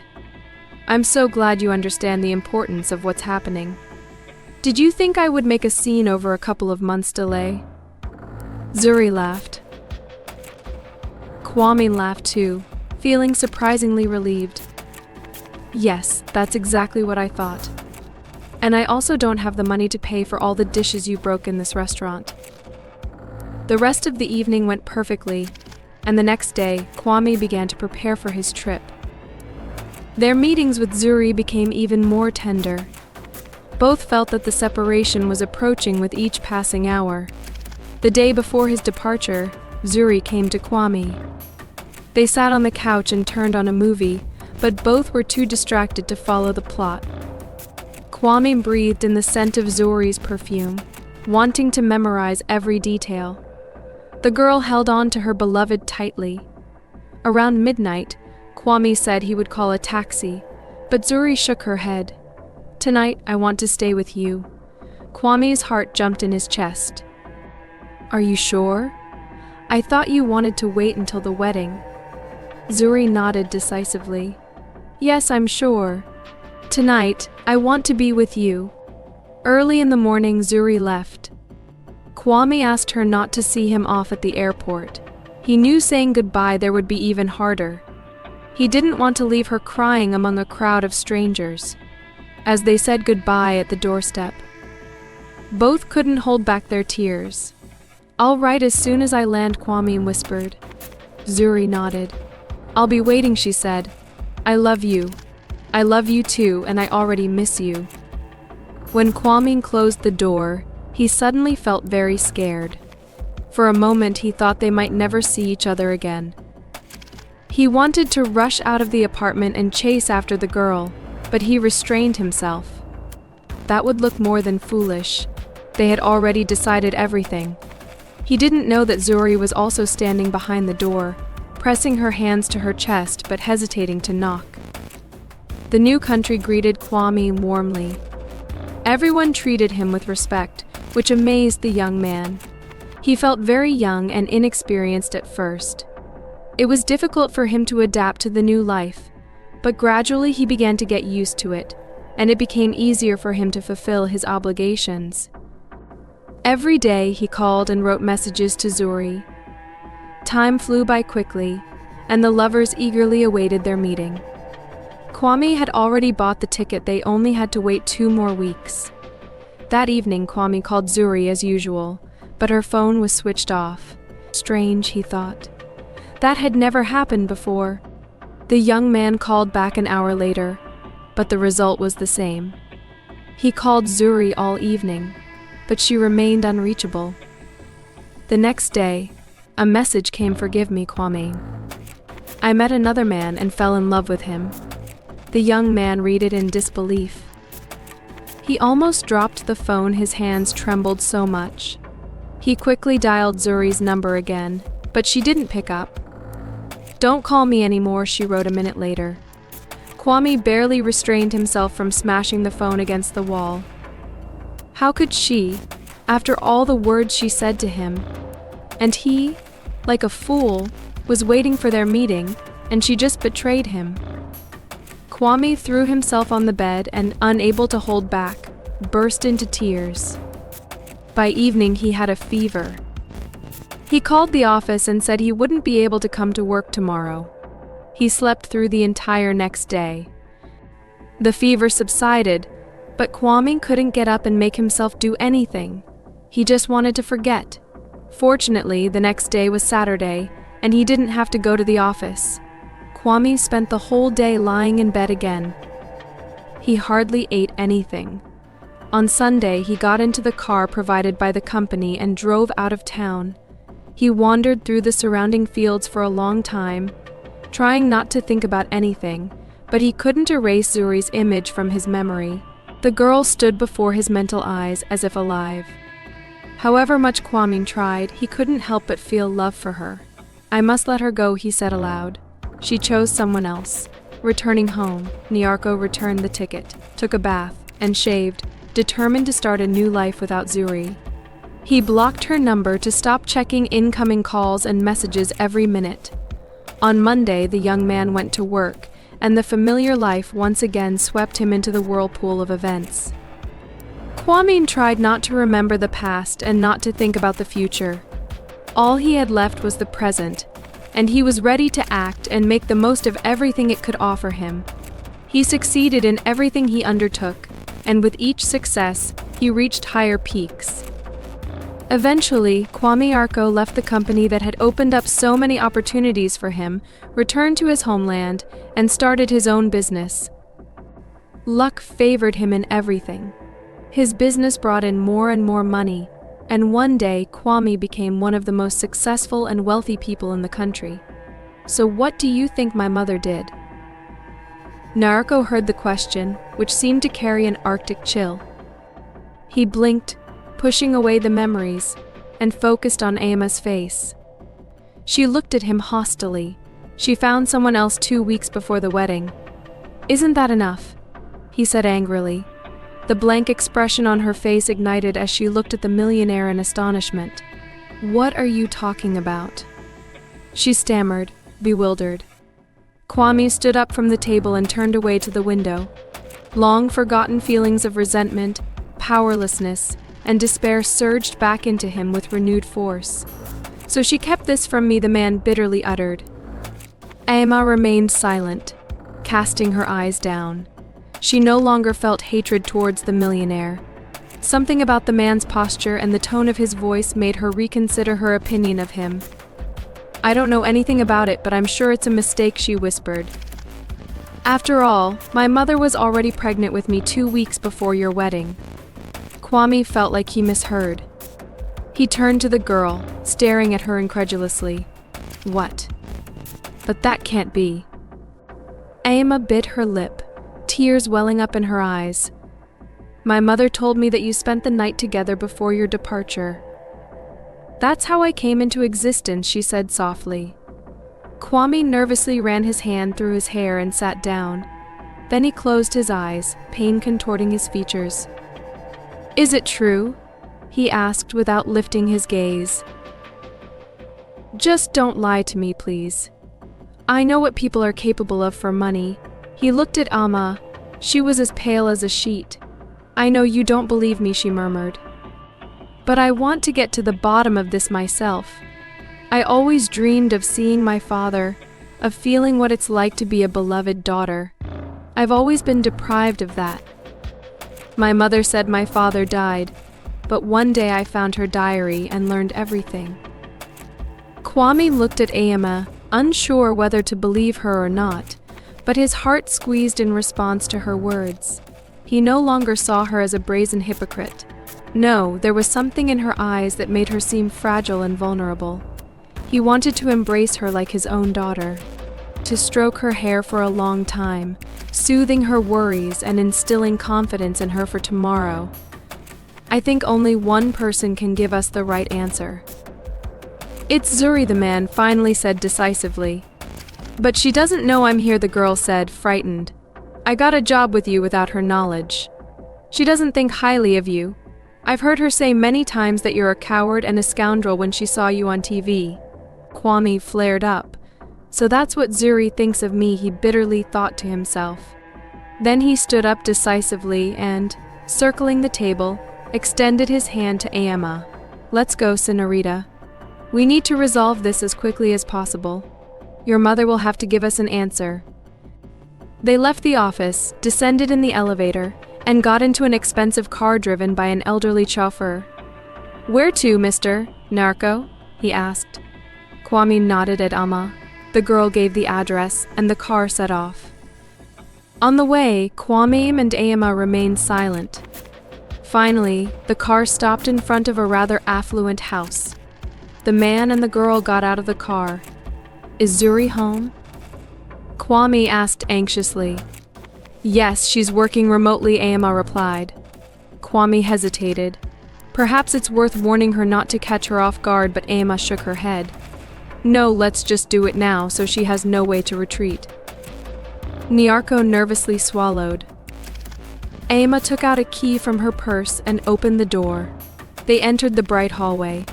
Mom, it's me, Emma called out. Is everything okay? Kwame heard a painfully familiar voice coming from somewhere very close. He suppressed the urge to rush into the adjacent room and embrace Zuri. Yes, but I'm not alone. I have a guest with me, and he wants to see you, Emma declared. Who is it? The woman replied, and Kwame heard the sound of a chair being pushed back. In a moment, Zuri appeared at the threshold. She was wearing an elegant dark green dress and a white cardigan. Her hair was shorter than in her youth, but still the same shade of red. It cascaded in voluminous waves over her shoulders. Zuri's gaze remained unchanged. Kwame once again saw the same blue, mischievous eyes of the young woman he still couldn't forget. However, when Zuri realized who stood before her, shock flickered in her eyes. She anxiously covered her mouth with her hand. "Hello," Zuri, Kwame murmured softly. His hands trembled. His heart pounded desperately in his chest. "What are you doing here?" Zuri asked harshly, finally regaining her composure. She crossed her arms and looked at the man with hostility and coldness. "I came to find out the truth," Kwame admitted. "What truth are you interested in?" Zuri retorted. At that moment, Amma intervened in the conversation. "Mom, are we just going to stand in the doorway? Let's go into the room." Zuri shifted her gaze to Amma, and her facial expression softened slightly. She silently turned and headed into the living room, with Kwame following her and Amma bringing up the rear. As everyone sat down, there was a palpable tension in the room. Sensing it, Amma decided she was unnecessary here. As soon as the girl left, Kwame couldn't hold back and spoke as if all those years hadn't passed. "Why are you angry with me? It was you, not me, who didn't answer my calls and then wrote that you met someone else and fell in love." Zuri raised her eyebrows in astonishment. "What? I never wrote that," she exclaimed. "I was pregnant and waiting for you to tell you about it in person, not over the phone, and you just disappeared and blocked my number." "Are you saying I made it all up?" Kwame replied in the same tone. Zuri looked at him with confusion, then her eyes clouded over for a moment, as if she was trying to remember something. "Wait, before that happened, I lost my phone. I was sure it was on my nightstand, but it wasn't there. The next day, I found it under my pillow. It was very strange. I never put it there, but I was so glad to find it that I didn't think much of it. I thought I'd see a bunch of missed calls and messages from you, but the phone was empty. So I called myself only to hear that my number was blocked. I sat on the bed feeling out of sorts when my sister walked into the room. She asked me how I was doing, and I complained that I couldn't reach you on the phone. He probably found someone else." Afua shrugged indifferently and left the room with these words. Zuri helplessly shrugged her shoulders and cast her gaze down. "And you believed her?" Kwame guessed. "But she never liked me from the start. She probably didn't want us to get married. I wouldn't be surprised if I found out she took your phone and wrote those messages." Zuri flared up but couldn't retort. She's always been a rebel. "And yes, she was against the wedding. She was jealous of me being with you," the woman confessed and suddenly burst into tears. "What's wrong?" Kwame trembled. He wanted to hold Zuri close and never let go. Efua ran away from home when she turned 18. "We don't know where she is or if she's alive. Our parents nearly went mad with worry. It undermined their health." "I'm sorry," Zuri, Kwame whispered. He hesitantly stood up and approached, then sat down on the couch next to the woman and gently hugged her, fearing she might push him away. But Zuri, on the contrary, leaned into him and cried even harder. So they sat, embraced, until the woman calmed down. "So Amma is my daughter?" Kwame dared to ask. Zuri just nodded in response. "I'm sorry it all turned out this way," Nyarko said bitterly. "I'm sorry I didn't see her being born and growing up." He lowered his head, feeling the pain of emptiness and loss. Zuri gently ran her hand through his hair. "But you're here now. Yes, you can't change the past, but you have the present now. Amma has found you. She needs you more than ever." The millionaire lifted his head decisively. "And I'll be there." Then he looked at Zuri with tenderness. "And you, do you need me?" Zuri smiled and nodded in response. "Yes, I do. I never could forget you, Kwame Nyarko." Hearing this, the man felt like the luckiest person on earth. He held tight to the only woman he ever loved and, for the first time in 22 years, allowed himself to dream of a beautiful future. And now he was sure his dreams were destined to come true. Dear viewers, if you enjoyed the story, please support the video by liking it and leaving a comment. Thank you very much. The rain pounded against the windshield of Musa Kamara's vintage Peugeot, the rhythmic drumming almost drowning out the sound of his thoughts. The narrow streets of Accra, usually bustling with life, now lay abandoned under the weight of the downpour. The old colonial buildings, with their ivy-covered facades and intricate ironwork, seemed to melt into the shadows, creating a ghostly, silent world. His mind was a turbulent sea, much like the weather outside. Wealth, success, power, he had it all, yet there was a gaping emptiness, a void no amount of money or material success could fill. It was a hollow that echoed in the quiet moments, like now, when there was nothing but the storm and his own company. As Musa approached a red light, his foot eased onto the brake. The world outside his car was a blur of gray and black, the rain obscuring the details of the city he knew so well. His gaze drifted absent-mindedly to the side, where an alleyway cut through a row of buildings. At first he dismissed it as just another shadow in the night, another trick of the dim streetlights, but something made him look again. A small figure huddled against the wall, barely visible in the downpour. Musa squinted, trying to make sense of what he was seeing. The figure was too small, too fragile to be an adult. His heart gave an involuntary lurch as he realized it was a child, a girl no more than 8 or 9, soaked to the bone, and in her arms she cradled something even smaller. Musa's instincts urged him to look away, to pretend he hadn't seen anything. It was easier that way. People like him didn't get involved in things like this. But something about the sight of that child shivering in the cold sparked a long-buried sense of responsibility, a feeling he hadn't experienced in years. He turned the car into the alley, the tires splashing through the puddles. The girl didn't move, her eyes wide with fear and desperation as the car approached. Musa parked a few feet away and got out, the rain immediately soaking through his expensive jacket. He walked slowly, not wanting to startle her. "Hello," he called out, his voice softer than he expected. "Are you okay?" The girl tightened her grip on the bundle in her arms, now unmistakably a baby. Her eyes, filled with a mixture of terror and pleading, met his. Musa felt something inside him shift a crack in the wall he'd built around himself. "I'm not going to hurt you," he said, kneeling to her level, the rain dripping from his hair into his eyes. "I just want to help. It's not safe out here." The girl hesitated, her gaze darting from him to the baby and then back to him. Finally, she nodded, a small, scared motion. Without fully understanding why, Musa reached out, gently taking the girl's hand and leading her to the car. As they climbed inside, Musa realized that this moment, this decision, was the beginning of something he couldn't quite name. But as he glanced at the children in the rearview mirror, he knew one thing: the emptiness that had haunted him for so long was beginning to fade.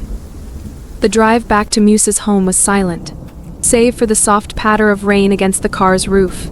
The streets of Accra, drenched and empty, blurred past as Musa stole glances at the rearview mirror. The girl, now nestled in the back seat with her baby brother, held him close, her eyes wide and watchful. "I'm Musa," he said, breaking the silence, his voice gentle but steady. "What's your name?" The girl hesitated, her grip tightening on the baby's blanket. "Amma," she finally whispered, her voice barely audible over the hum of the engine. "And this is Kojo." Musa nodded, repeating their names quietly to himself as if anchoring them in his mind. "It's nice to meet you, Amma. Don't worry, you're safe with me." Amma didn't respond, but her eyes, large and cautious, remained fixed on him, studying every movement. When they arrived at Musa's home, the sense of unease he had noticed in Amma on the drive only seemed to deepen. The house, a sprawling, well-furnished space filled with the remnants of a life built on success, suddenly felt cold, almost hostile. The walls, adorned with traditional art and expensive decor, did little to soften the sterile atmosphere. Musa could feel the distance between him and the children, a chasm of fear and mistrust. He led Amma and Kojo into the living room, trying to make the space feel less intimidating. "Let me get you both warmed up," he suggested, moving toward a closet where he kept extra blankets. "I'll grab some clothes for you too, something dry." Amma didn't move from where she stood, still clutching Kojo as if he might be taken from her at any moment. Musa paused, sensing her wariness. "It's okay," he reassured her. "I'm just getting some blankets. I'll be right here." He returned moments later, offering Ama a soft blanket and a pair of his old sweatshirts. "They might be a bit big, but they're warm," he said, trying to keep his tone light. Ama accepted the clothes without a word, her eyes never leaving his. Musa watched as she carefully wrapped Kojo in the blanket before slipping on the oversized sweatshirt herself. The image of this tiny girl swallowed by his clothing stirred something in him, an ache he hadn't felt in years. He realized, with a pang, that he had no idea how to care for children, especially ones who had been through what Ama clearly had. But the look in her eyes, that silent plea for safety, made him determined to try. "Are you hungry?" he asked. "We can find something to eat." Ama hesitated, then nodded slowly. Musa's heart lifted slightly. It was a small victory, but it was something. Mrs. Agyeman's cafe was a cozy refuge, the kind of place where the smell of freshly brewed coffee mingled with the scent of warm pastries, and the warmth of the fire chased away the chill from outside. But today, Musa could barely appreciate the inviting atmosphere. His thoughts were focused entirely on the little girl sitting across from him. Ama, bundled in one of his old sweaters, looked even smaller than she had the night before. Her eyes, large and watchful, seemed to take in everything with a mix of caution and curiosity. Kojo, now sleeping soundly in a stroller Mrs. Agyeman had kindly provided, was nestled close to his sister. Musa watched them both, his mind churning over the words Ama had shared with him earlier. Mamisa. She was the director. She didn't like us. She made us leave. The words echoed in Musa's mind, stirring a deep unease within him. There was something profoundly wrong about an orphanage that would turn children out onto the streets, especially one as young and vulnerable as Ama. Musa had tried to probe further, but Ama's answers had been vague, her voice faltering as she described the cold, the hunger, and the fear that had followed their departure. As he stirred his coffee absent-mindedly, Musa's thoughts turned to the orphanage itself, Baobab Children's Home. He had driven by it many times, a large, imposing building set back from the road, its windows barred, its walls high. It had always struck him as a somber place, but he had never given it much thought. Until now. The idea that such a place could harbor cruelty, that it could be a source of suffering rather than sanctuary, gnawed at him. He glanced at Ama again, noticing how she kept glancing around the cafe, her body still tense, her hands resting protectively on Kojo's stroller. Musa felt a surge of protectiveness he hadn't known himself capable of. These children were now under his care, and the thought of them being mistreated filled him with a quiet, simmering anger. "What else can you tell me about Mamisa?" Musa asked gently, not wanting to push her too hard but needing to understand more. Ama hesitated, her fingers twisting the edge of her sleeve. She didn't care about us," she said finally. "Sometimes she wouldn't give us enough to eat. It was always cold, and we had to sleep on the floor sometimes. If we made her angry." Musa's grip on his coffee cup tightened, the porcelain warm against his skin. He had seen enough in his life to recognize the signs of neglect, but hearing it from Ama, in her small, frightened voice, made it personal. He could feel the shift inside him, the part of him that had always stayed detached from other people's problems beginning to crumble. "I'm sorry," Ama, Musa said, his voice steady. "No one should have treated you and Kojo like that, but I want you to know that you're safe now. I'm going to make sure of it." Ama nodded, but her eyes were still guarded, the trust between them fragile and new. Musa knew that earning her trust fully would take time, but he was willing to wait.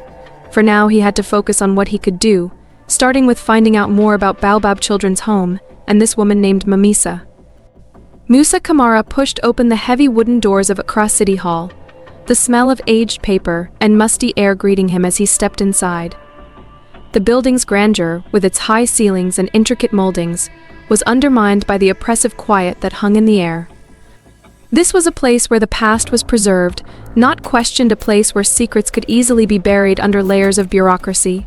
He approached the front desk, where a clerk with thinning hair and wire-rimmed glasses peered over a stack of papers.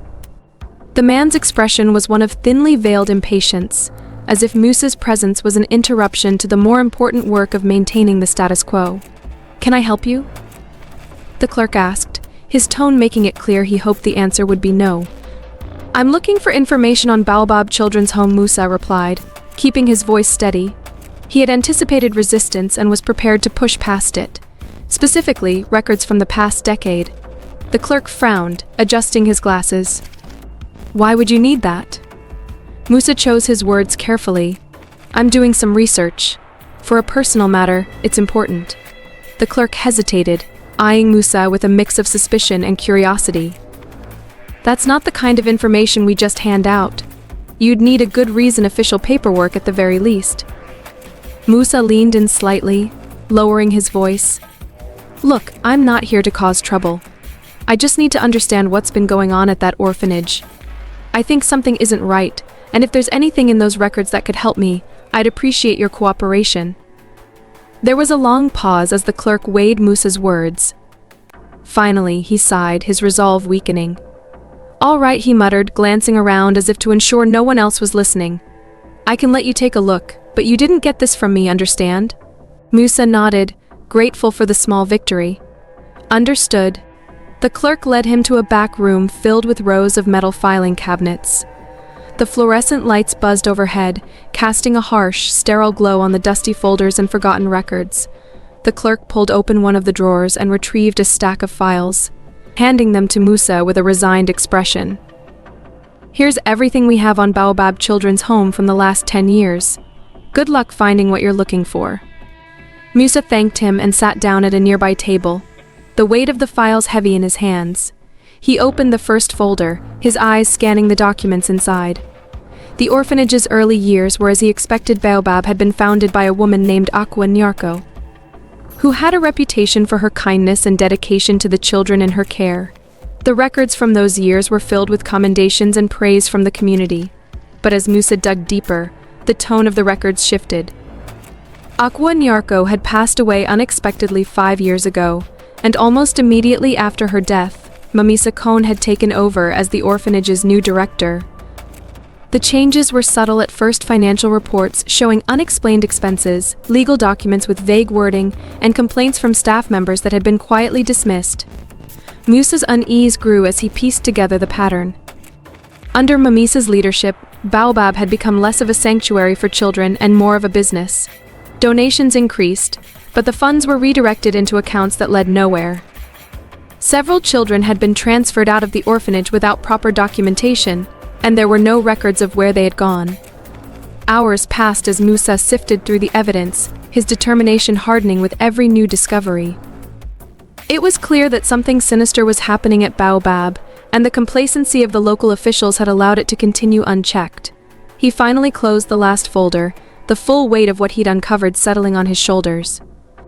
The sun had begun to set outside, casting long shadows through the windows of City Hall. Musa stood up, the urgency of his mission clear in his mind. As he left the building, the oppressive quiet seemed to follow him, but now it carried with it the dark secrets of Baobab. Musa knew that whatever was happening there had to be stopped, and he was the only one willing to do it. Musa's home, once a sanctuary of quiet and order, now felt more like a fortress under siege. The heavy curtains were drawn tight, shutting out the outside world, and the dim evening light cast long shadows across the polished wooden floors. The air was thick with tension, a palpable sense of unease that settled deep in his chest. He moved through the rooms with a purposeful stride, gathering papers, making calls, and preparing for the storm he knew was coming. The evidence he had uncovered at City Hall lay scattered across the large wooden desk in his study, each document a piece of the puzzle he was slowly putting together. But it wasn't enough. He needed more. He needed someone who could move in the shadows, someone who understood the darker undercurrents that ran beneath Akra's surface. That someone was Kwame Okoro. Musa picked up the phone, his fingers pausing momentarily over the buttons as he considered what he was about to do. Kwame was more than just an old friend. He was a former police officer who had seen the worst of what people could do. But bringing him into this meant crossing a line, one that Musa wasn't sure he could ever come back from. He shook off the doubt and dialed the number, listening to the ringing tone with a tension that tightened his grip on the receiver. Okoro, the voice on the other end, was as familiar as it was gruff, a no-nonsense tone that carried the weight of years spent in the service of the law. "Kwame, it's Musa," he said, keeping his voice steady. "I need to talk to you. It's important." There was a pause, a brief silence that told Musa everything he needed to know. Kwame was already putting the pieces together in his mind, already assessing the situation. "All right," Kwame finally replied. "Where and when?" "Tonight. My place. I'll explain everything when you get here. I'll be there in an hour." The line went dead and Musa set the phone down, the weight of his decision settling over him like a heavy coat. He walked over to the study's window and parted the curtains just enough to peer outside. The street was quiet, the rain from earlier leaving the pavement slick and reflective under the streetlights. But Musa knew better than to trust the calm. An hour later, the doorbell rang, its sound sharp and intrusive in the silence of the house. Musa opened the door to find Kwame standing there, his coat wet from the drizzle that had started up again, his eyes sharp and probing. Kwame greeted him with a nod, stepping inside and shedding his coat. "What's this about?" Musa led him to the study without a word, the tension between them thickening with every step. Once inside, Musa gestured to the desk where the documents lay in disarray. "This," he said simply. Kwame moved closer, his eyes narrowing as he took in the papers, financial records, legal documents, complaints filed and ignored. He reached out, picking up a file and flipping through it with the practiced eye of someone who had seen too much corruption in his life. "You've been busy," Kwame remarked, his voice neutral. "Not busy enough," Musa replied, his tone carrying the weight of the past few days. "Baobab Children's Home. It's not what it seems. Mamisa Kone. There's something dark happening there. I've found enough to be sure of that, but I need your help to dig deeper." Kwame closed the file and met Musa's gaze, his expression unreadable. "You know what you're asking for, don't you? This isn't just some charity gone wrong. If what you're saying is true, we're dealing with something a lot more dangerous." "I know," Musa said, the words coming out more resolutely than he felt. "But those kids, Amma and Kojo, they've been through hell. I can't just walk away from this." Kwame studied him for a long moment, the silence stretching between them. Finally, he nodded, a slow, deliberate motion. "All right, Musa. I'll look into it quietly, but you need to be careful. Once you start pulling at these threads, you might not like what unravels." "I'm prepared for that," Musa replied, though the unease gnawing at him suggested otherwise. Kwame gathered the files, slipping them into his coat pocket. "I'll be in touch," he said, heading for the door. But before he left, he turned back to Musa, his expression softening slightly. "You're doing the right thing. But it's not going to be easy. Watch your back." When the door closed behind him, the house fell into silence once more. Musa stood in the middle of his study, the weight of responsibility pressing down on him. As he sat down at his desk, staring at the empty space where the files had been, he felt the full measure of what lay before him: the children's safety, the truth hidden within Baobab, the danger that came with challenging such powerful forces. Everything was now his burden to bear, and he had to see it through, no matter the cost. Musa moved through the streets of Accra with a growing sense of unease, the weight of what he was uncovering pressing down on him. The city, with its mix of old colonial charm and modern affluence, seemed to hold its breath as he delved deeper into the shadows. The rain-soaked streets reflected the dim glow of streetlights, and the world around him felt eerily detached, as though he were navigating a labyrinth of secrets hidden in plain sight. His first stop was a local bar on the outskirts of the city, the kind of place where deals were made in whispers and loyalties were bought with a nod and a handshake. The bartender, a burly man with a gold chain glinting against his dark skin, eyed Musa suspiciously as he ordered a drink. But when Musa slid him a folded wad of CDs and asked about Mamisa Kone, the man's demeanor changed. "She's got powerful friends," the bartender muttered, leaning in closer. "Not someone you want to mess with, trust me. People who cross her, they don't stay around for long." Musa nodded, absorbing the information. It was as he suspected. Mamisa wasn't just running a corrupt orphanage, she was part of a much larger network that reached deep into the city's power structure. But he needed more than rumors. He needed proof. His investigation led him to a series of meetings in back rooms and dingy offices, where the smell of sweat and stale smoke lingered in the air. Each conversation painted a clearer picture of the web Mamisa had spun around herself. Local businessmen, politicians, and even law enforcement officials all had their hands dirty, all had a stake in keeping Baobab under the radar. The orphanage was a front, a means to an end for something far more sinister. As Musa pieced together the connections, his sense of dread deepened. The power Mamisa wielded wasn't just about influence, it was about fear. Those who opposed her found themselves at the mercy of a system designed to protect its own.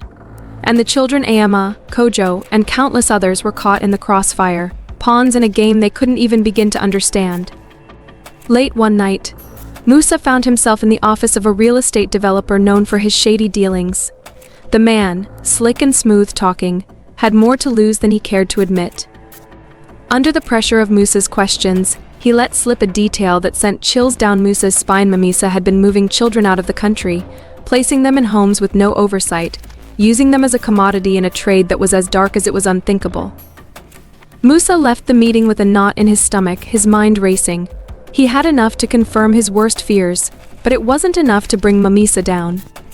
Not yet. He needed concrete evidence, paper trails, testimonies, anything that could expose the full extent of her operations. But as he walked through the quiet streets, Musa couldn't shake the feeling that he was being watched. The darkness around him felt alive, the shadows too deep, the silence too heavy. Mamisa knew he was closing in, and she wouldn't let him get any closer without a fight. Back at his home, Musa sat in his study, staring at the scattered documents that lined his desk. His mind was racing, trying to figure out his next move. He could feel the weight of responsibility pressing down on him like never before. He was used to high-stakes decisions in the business world, but this was different. This wasn't about profits or deals, this was about lives. Innocent lives that depended on him making the right call. Kwame was the first person he called. They needed to act quickly, but they had to be smart about it. Musa had seen enough corruption in his city to know that one wrong move could send Mamisa running, disappearing into the underworld, taking the children with her. When Kwame arrived, his face was set in a deep frown. "We need to be precise," he said, studying the map of Accra laid out on Musa's desk. "If we go in too early, we risk tipping her off. But if we wait too long, she'll move the children, and we'll lose our chance." Musa nodded, his expression grim. "We can't afford any mistakes," he replied. "These kids have already been through too much." The tension in the room was palpable as they went over their plan.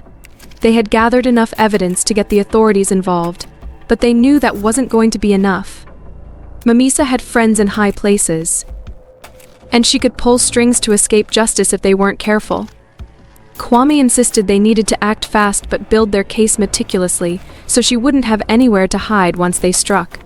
"We need to go through everything we have," Musa said, determination ringing in his voice.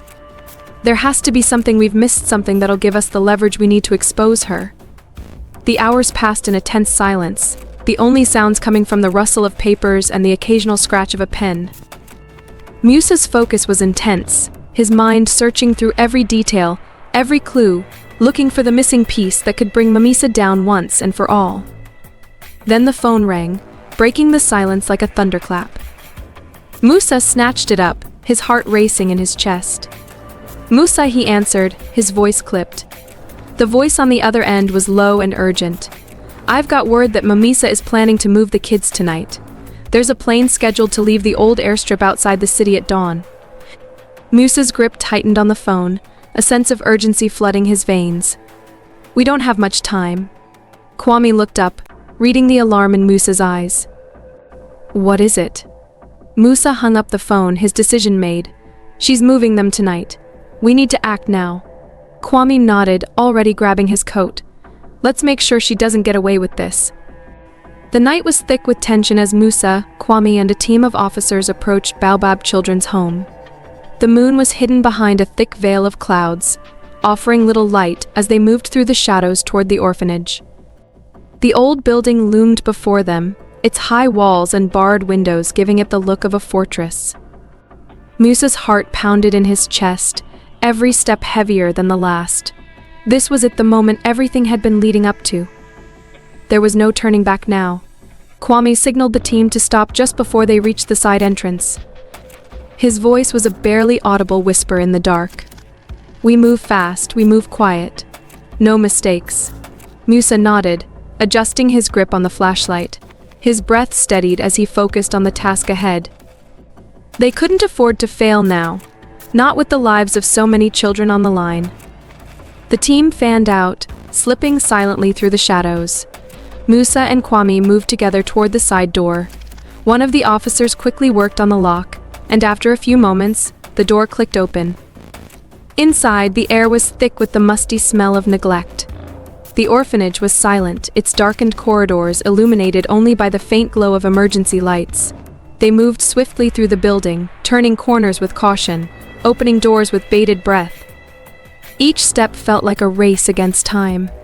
Every moment that passed was a moment closer to Mamisa escaping with the children.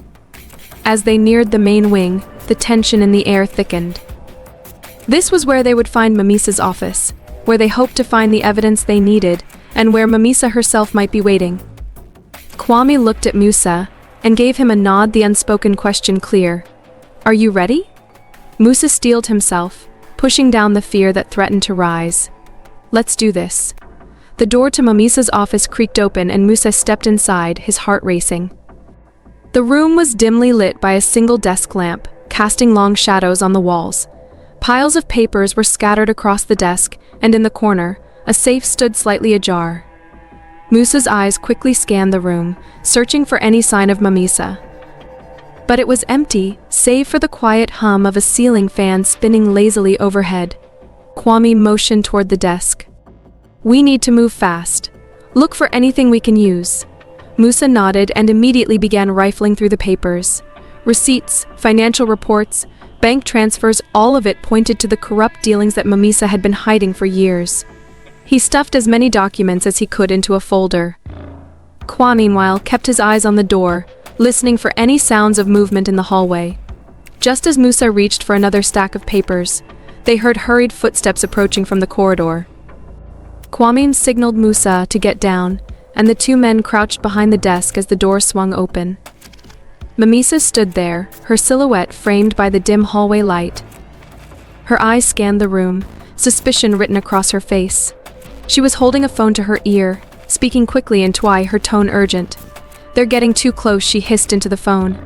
"We need to move the children now." Musa's heart pounded as he listened to her. She hadn't seen them yet. Kwame's hand tightened around his gun, ready for whatever came next. As Mamisa turned her back to the room, still talking on her phone, Musa silently rose from behind the desk. In one swift motion, he grabbed her arm, twisting the phone out of her hand. Mamisa gasped, spinning around in shock. Her eyes flared with anger and panic as she realized who had caught her. "You," she spat, struggling to free herself from Musa's grip. "It's over, Musa said, his voice steady, though his pulse raced. "We know everything." Mamisa's face contorted with rage. "You have no idea who you're dealing with," she snapped, her voice filled with venom. "You think you can stop me? You're nothing but an insect in this city. You can't fight the people who protect me." Kwame stepped forward, his face grim. "We'll see about that." Mamisa glared at them both, her confidence faltering as she realized the weight of the situation. Musa held her tightly, his resolve firm. "Where are the children?" he demanded, his voice cold. Mamisa's eyes darted toward the window, then back to Musa. "You're too late." "They're already being moved." Before Musa could respond, there was a sudden crash from the hallway. The guards, alerted by the commotion, had arrived. Kwame spun around, gun drawn, and fired a warning shot into the ceiling, halting the guards in their tracks. "Stay back." Kwame barked, his voice echoing in the corridor. The guards hesitated, looking at one another, unsure of whether to advance. But it was too late for them to intervene. The police, having followed Musa and Kwame's trail, stormed the building from the front, overwhelming the remaining guards with sheer numbers. In a matter of minutes, the orphanage was under the control of law enforcement. Mamisa, realizing her empire was crumbling around her, sagged in Musa's grip. The fight had left her. Musa released her arm, and she slumped into the chair behind the desk, her eyes hollow. She knew the game was up. The officers quickly moved in, cuffing Mamisa as she stared blankly at the floor. Musa stood by, watching silently. He had won, but there was no sense of triumph. Only a deep, aching relief. The dawn was beginning to break as Musa and Kwame stood outside Baobab Children's home, watching as the last of the children were safely escorted into waiting vehicles. Amma and Kojo were among them, their wide, tired eyes watching Musa from the back of a police van. He gave them a small, reassuring nod, and Amma finally relaxed, leaning her head against Kojo's shoulder. Musa's heart swelled with a fierce protectiveness. They were safe now. The nightmare was over. Kwame clapped a hand on Musa's shoulder, breaking the silence. "You did it, man. These kids, they've got a real chance now." Musa exhaled slowly, the weight of the past few days lifting off his shoulders. "We did it," he corrected, "and it's only the beginning. There's still a lot of work to do." Kwame nodded in agreement. "Yeah, but you've taken the hardest step. You've given these kids hope." Musa watched as the police vans began to drive away, carrying the children to a temporary shelter where they would be cared for. The city was slowly coming to life around them, the sounds of early morning traffic and the hum of daily life beginning to fill the air. But for Musa, the world felt different now. He had seen a part of his city that few dared to look at, a darkness that had been hiding in plain sight. And he knew he couldn't turn away from it. Weeks passed, and the trial of Mamisa Kone became the talk of Accra. The once untouchable director of Baobab Children's Home had been exposed as the head of a corrupt network that exploited children for profit. With the evidence Musa and Kwame had gathered, the prosecution's case was airtight. Mamisa was sentenced to life in prison, and her accomplices, many of whom were high-ranking officials and local businessmen, faced similar fates. Musa attended the sentencing, watching as Mamisa was led away in handcuffs. The woman who had once held so much power now looked broken, her head bowed in defeat. There was no satisfaction in seeing her like this, only a quiet sense of justice. The children she had harmed would never forget what they had been through, but they would no longer live in fear. After the trial, Musa returned to his home, where Amma and Kojo had been staying since the raid on the orphanage. The adoption process had begun, and though it was long and complicated, Musa knew it was worth every moment of effort. He had already made up his mind these children were his now. They were family. As Musa entered the house, the sound of laughter greeted him. Amma and Kojo were playing in the front yard, chasing each other around a small garden Musa had planted with their help. The sun was shining brightly, casting long shadows across the ground, and the air was filled with the sweet scent of hibiscus flowers. "Dad," Amma called out as she ran toward him, her face beaming with joy. Musa knelt down, scooping her up into a hug, feeling the warmth of her small body against his. Kojo toddled over, giggling as he wrapped his arms around Musa's leg. Musa's heart swelled with a deep, overwhelming sense of love. For the first time in years, the emptiness inside him was gone. "You're home early," Amma said, her eyes bright with excitement. Musa smiled. "I couldn't stay away any longer," he said, ruffling her hair. "I missed you too." Amma grinned, and Kojo looked up at him with wide, trusting eyes. Musa's heart ached with happiness. He had found something far more valuable than success or wealth. He had found a purpose. As the sun began to set over Accra, Musa stood on the porch of his home, watching the sky turn shades of orange and pink. Ayama and Kojo were inside, fast asleep after a day filled with play and laughter. The house, once a place of solitude and emptiness, was now filled with the warmth of family. Musa reflected on everything that had happened, the journey he had taken, the lives he had touched, and the future that lay ahead. There would be challenges, of course, but he was ready for them. He had something to fight for now. A family, a cause, and a city that needed change. In the distance, the sounds of the city hummed, vibrant and alive.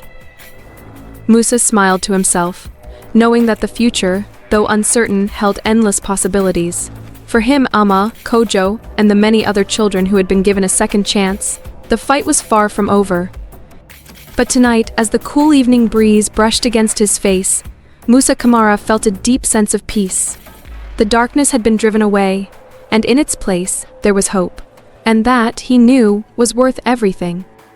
The moral of the story is one of compassion, responsibility, and justice. It teaches us that true success is not measured by wealth or power, but by the impact we have on the lives of others, especially the vulnerable. Musa Kamara, despite having all the material success one could want, found his true purpose in caring for Ayama and Kojo, two innocent children caught in a web of corruption and suffering. His journey shows that even in a world filled with darkness and corruption, there is always hope if we have the courage to stand up for what is right. In this story, Musa's decision to help the children not only saved their lives, but also brought a corrupt system to justice. It reminds us that we have a responsibility to protect the weak and stand up against injustice, even when the path is difficult. We can conclude with a prayer to Allah, asking for strength and guidance in always choosing the path of compassion and justice. Ya Allah, grant us the strength and courage to stand up for those who are oppressed and vulnerable. Help us be a source of mercy and compassion, as you are the most merciful. Guide us to always act with righteousness. And protect us from the evils of corruption and injustice. Bless us with the wisdom to make a positive impact in this world and grant peace to those who are suffering. Amin.